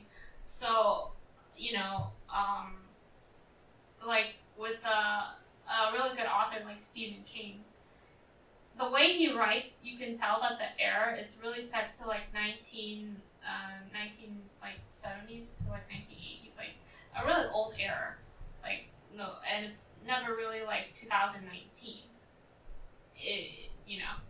With his stories, and it's not very like modern, at all. The way the characters talk, the environment that they're in, it's always some kind of rural. I mean, like, that's fine. We still have our rural places, but typically, rural places that is very in tune with an older time period is Stephen King's writing, and that's why I don't particularly like. Well, it's not that I don't like it, but it's limited in that type of sense, where it's very specific. And I kind of just prefer a timeless sort of story that can age well over time. Well, I mean, as long as it's consistency to character, that's the most important thing. And in the end, it's up to the writer's judgment. And like you said, if this is literally how you envision your character, then go ahead. But I would also keep in mind that how the story is going to age, like, I don't know, 5 years down the line or something, and I would already think about that, and along with the slang, I would kind of give more context. So then, even though they're slang, people reading it 5 years down the line can already sort of understand what it's referencing. Yeah. And another thing about dialogue is not only about dialogue, but also, like, writing style and just design in general. I've been saying this before time and time again to other writers, and honestly, like, besides you, Julie, when I talk to other writers and I tell them about they should be considering how their words look on a page, they always look so in shock, And it shouldn't be shocking. If your words look unappealing to the naked eye, no one's going to read your work. For example, with Luna, aka maleyanderecafe, locketh thee up in the cage and feedeth your ex-suitor. What? Okay. It's not an example. That's not a good example. Julie's just reading it out loud. Yeah, I mean, an example of what you were talking about when it comes to words that look appealing. I mean, they do look appealing. Yeah. I mean, they're just appealing looking words. They're appealing looking words, but at the same time, it's like, imagine if they're talking normally, modern, like it's modern speech, and then suddenly one of the characters says that. Like, how jarring. Yeah. But when I'm talking about writing, like, appealing to the eye, I mean it like, obviously you know to space out between paragraphs. You don't make one long block of just story, dialogue, like, that's absolutely disgusting, Disgusting. Like, not gonna lie, if a writer does that, they write their story completely on one, like, just one straight paragraph for, like, 500 pages straight. They're not even a writer, they're a straight up animal at that point, like, in my opinion. But, like, that's a quick example of what I mean by, you should be considering how your words look on page. You know what? When this is actually my opinion, I feel like it's way easier to write an Ultimate game versus an actual book itself. Oh, absolutely. But yet, people can't even write Ultimate games, and I consider it, like, easier than writing an actual book, because with Ultimate games, it's mostly just kind of like dialogue, right? You don't have to worry about imagining the scenario, because technically the art would already do it for you. Yeah. Wow, the one thing that actually appears on screen. But anyways, from Violet. I'm trying to remember the last time I read something legitimate other than a fanfic. I don't know what writing structure appeals to me, honestly. I think I remember Julie maybe one time showing me a very weirdly worded paragraph from a novel she read or something. Ooh, I don't particularly remember though, because I do read a lot, and I've been consuming other media lately. But, we don't want to go into that. Philosophy. That's a huge rabbit hole. That's a huge rabbit hole. But what was the plot of it, Violet? Do you remember? I'll try to check our Discord chat. I mean, not Discord. I'll try to check our Tumblr conversations to see if I like know what you're talking about, because this sounds very, very familiar.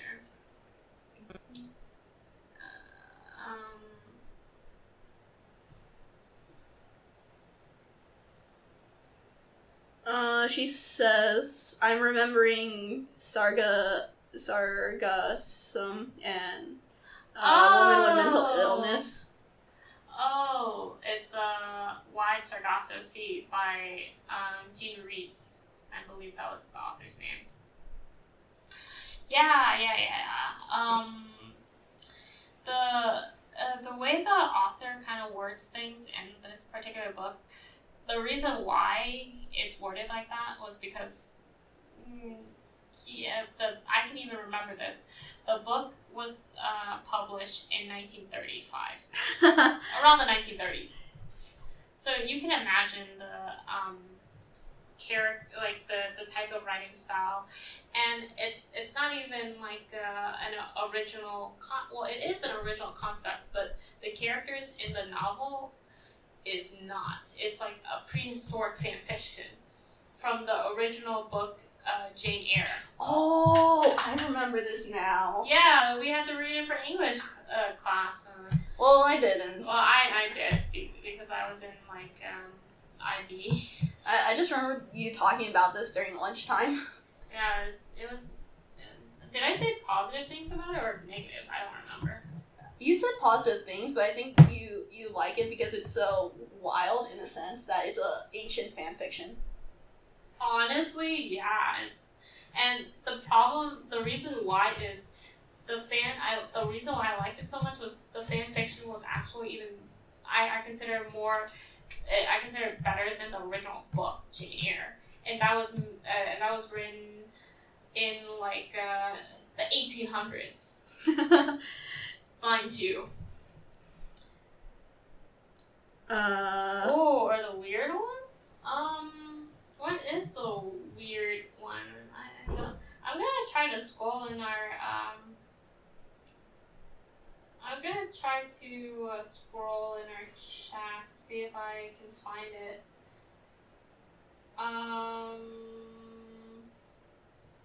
Is this happening in a long time ago? Completely off topic. I really am craving to eat fried fish for some reason. What the I mean, we've been trapped in this room for like for more than 3 hours. Yeah. 4 hours. Yeah. On the rain, I mean, like, do you want to get like cheap conveyor belt sushi after this? If it's open. I feel like it is. We just like shouldn't go too late. But anyways, I'm sure you guys aren't interested in our plans.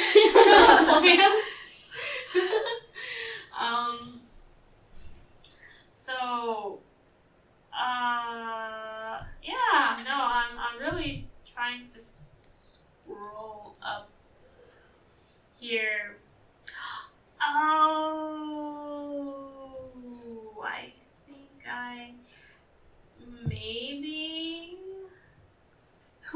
What room, Violet? We're trapped in a bathroom. You know? Yes, we're in a stall. Like, Charity has to stand on the toilet. Oh We're no! just, like, crouching. Yeah, don't you know the toilet's the best place to get sound volume. No, we're just joking, by the way. We're not actually in. As much as it sounds like here. Yeah, but we're just in a library where we rented a soundproof room for the time being. Also, that lady did not sound very happy when we asked for another hour. Which she was a little done with us. There's literally okay, so I'm gonna whisper this into the mic here. So they're like, I hope that sounds good.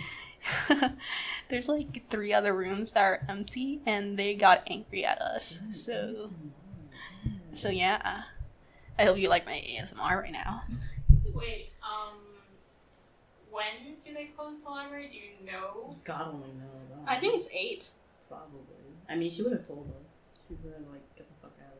Oh wow! So they're angry at us for taking our time? She was like, well, I know it's summer, but the normal renting hours is only 2 hours. And Kay's all like, oh, Mila yeah, says she we doesn't know. want us to get in trouble.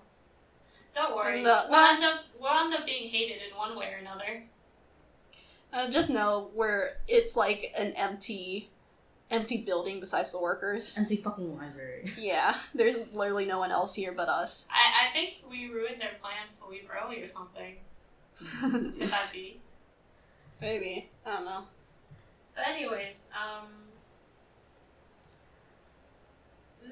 maybe it might either be about fruit baskets or... Do we want to go on a hot rant about fruit baskets? I mean... It's topical, up to date. Oh yes, we did some kind of analysis.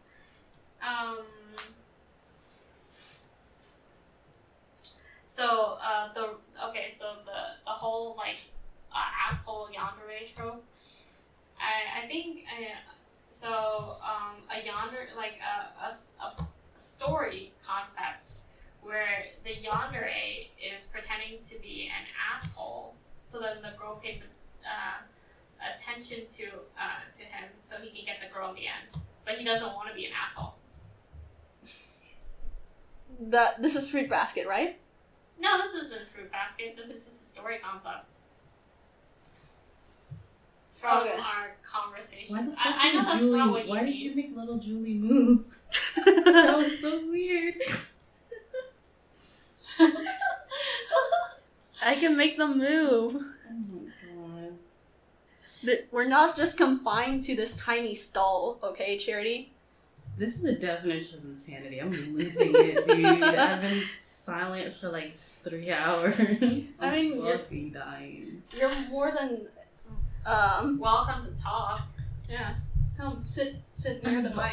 But I have little to no information about yanderes. I'm not an expert here. Yeah, but you've been whipping out those facts. Yeah. What about BuzzFeed the worth it? Mm-hmm. You know, you can be fun fact. Oh my fucking gosh, shut up. Fun fact, you know yanderes are shut the fuck up. I'm not doing that. Okay, we're getting off topic. Sorry. Okay. So we were talking about how the girls always go for the bad dudes or something. Yeah. So, Fruit Basket. I mean, Kyo from Fruit Basket wasn't a bad guy, but I don't know. The other dude was sure it was a million times better. Yeah. Let's be real here.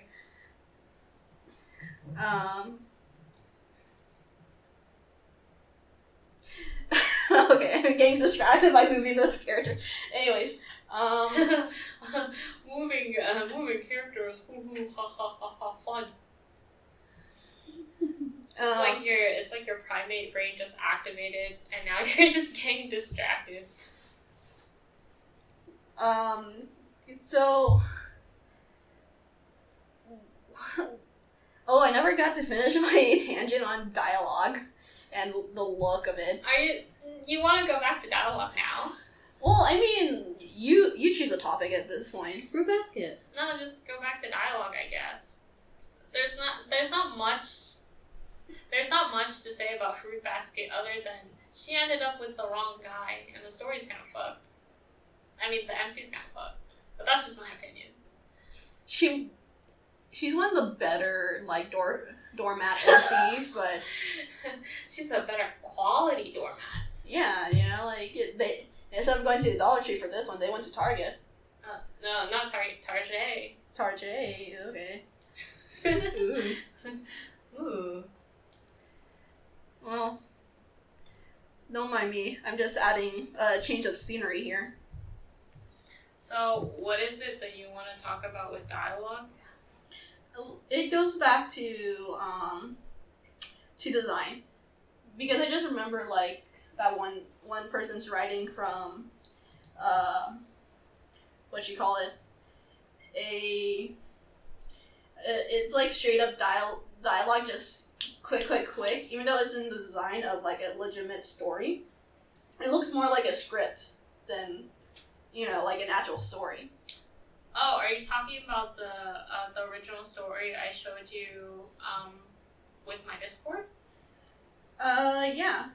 Okay, so background, so a little backstory. I joined a writing Discord where like other people like critique each other's writing and so on and so forth. You can even publish your writing as a book. And I showed Kay this guy's writing, you know, and then we basically kind of like critiqued it, where we saw that like the way that he kind of like formats his the whole like his paragraphs and the story in general is it really hurts the eyes. Yeah. So, the best way to show it how is to actually do it on a piece of paper here.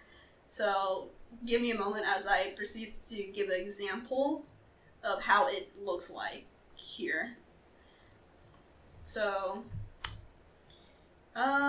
screen share here. So, the writing is just basically goes back and forth like this.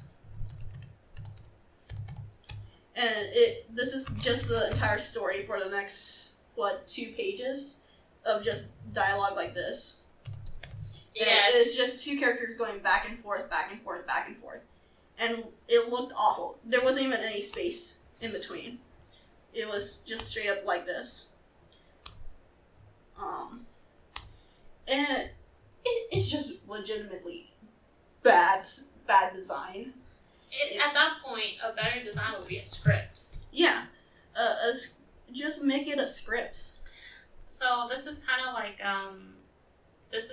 what we're talking about when it comes to being making sure you're being grammatically correct, and then you know, there's a difference between being grammatically correct. Like, sure, you might tick that box, but you might not have any range when it comes to formatting sentences, like sentence structure, story structure. You might not be like well versed with something like that.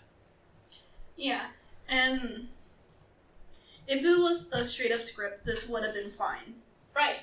But more stories should be more versatile especially when it comes to dialogue and the way it looks.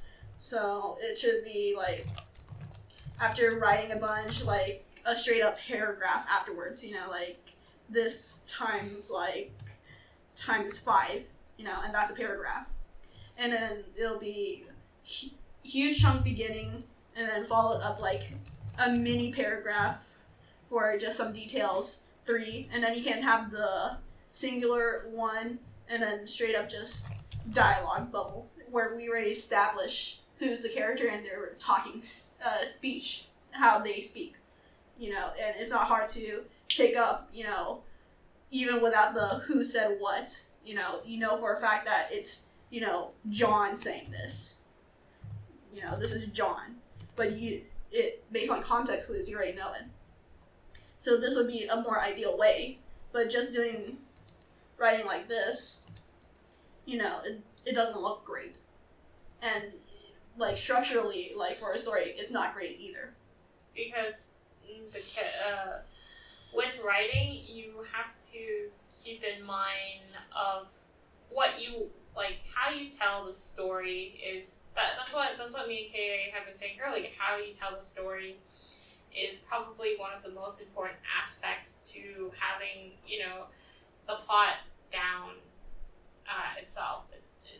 It's pretty important in order to deliver and deliver your story and make it digestible to the reader.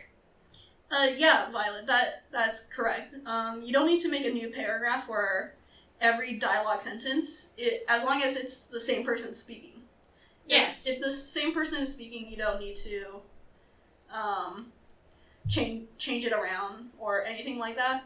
As long, I mean, like, hey, even though it's been a while since you've been in English class, you already have that topic covered, whereas most people sort of like don't, and they're probably even still in English class.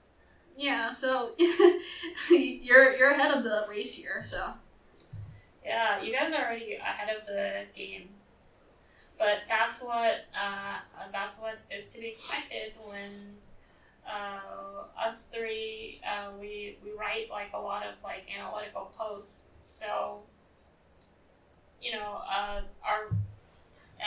our writing kind of technique sort of shows in that regard. And that's fine. It's fine, Luna. To write script based, as long as you know for a fact that you're writing a script. The problem with the other guy was that he's writing a script but disguising it as a legitimate, like book. Like he doesn't even consider what he's writing a script. He considers it's like a legitimate like short story. Yes, and I feel like that's kind of formatting. But in terms of like scripts, that's what I've been saying. I really do like the concept of ultimate games because I consider it easier to write because you don't have to worry about like formatting in a way where you have to give details. It's a script. Like when each character talks, it's basically like a script dialogue format, and that's pretty simple. Yeah. So now what? We got 30 minutes left here, guys. I'm kind of low-key. I'm kind of like burnt out for things to say. And I think we basically got a lot of what we want to say off our chest. Take it to chat. So, final things. We might just end this early since we don't have anything else to say. Yeah, and Loki kind of starving. Yeah. No problem, Violet. Yeah, we enjoy it too because we get more chance to talk with you guys. And of course this is, like we mentioned before, it's going to be on YouTube, so, yeah, of course. Violet is like literally doing like very adult-like tasks. And here we are, holding at the librarians In at a work. stuffy room. Oh man. Oh yeah. How was your job, Violet? I know that you've been you told me like you've been job searching and stuff. Also on your blog too. How is that going? As we patiently wait for the live stream to catch up. We love a delay. We love a delay. It'll waste time all day. Ain't that the truth, Violet? At least 30 days to move somewhere. Yeah, probably. That sounds about right. But who cares about responsibilities? I mean, we will when we move in together Hey.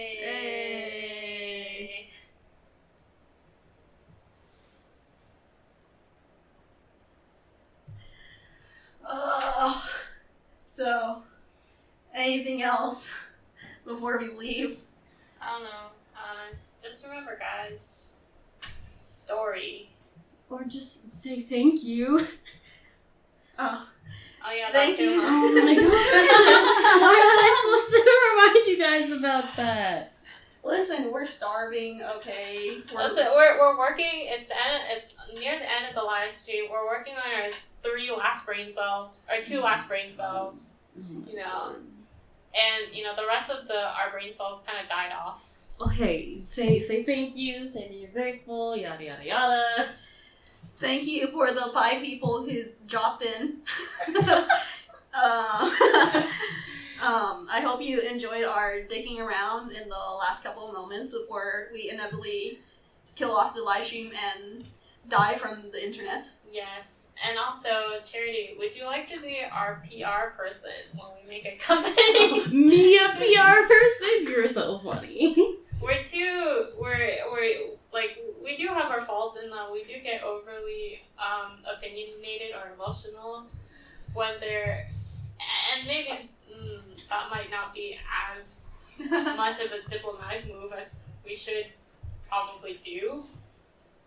So Charity is very diplomatic, I think. Anyway, tangent. Tangent. Thank you for coming. We're going to close the live stream now before we keep on talking till we end up starving ourselves. Yeah, possible. Thank you, everyone. This will be posted eventually. Whatever, Kay's not what- lazy. Yeah, whenever I get home. Oh, Violet, I'm craving like Popeyes. Oh my god, it's in focus. Yo, life right. Bye, everyone. Bye.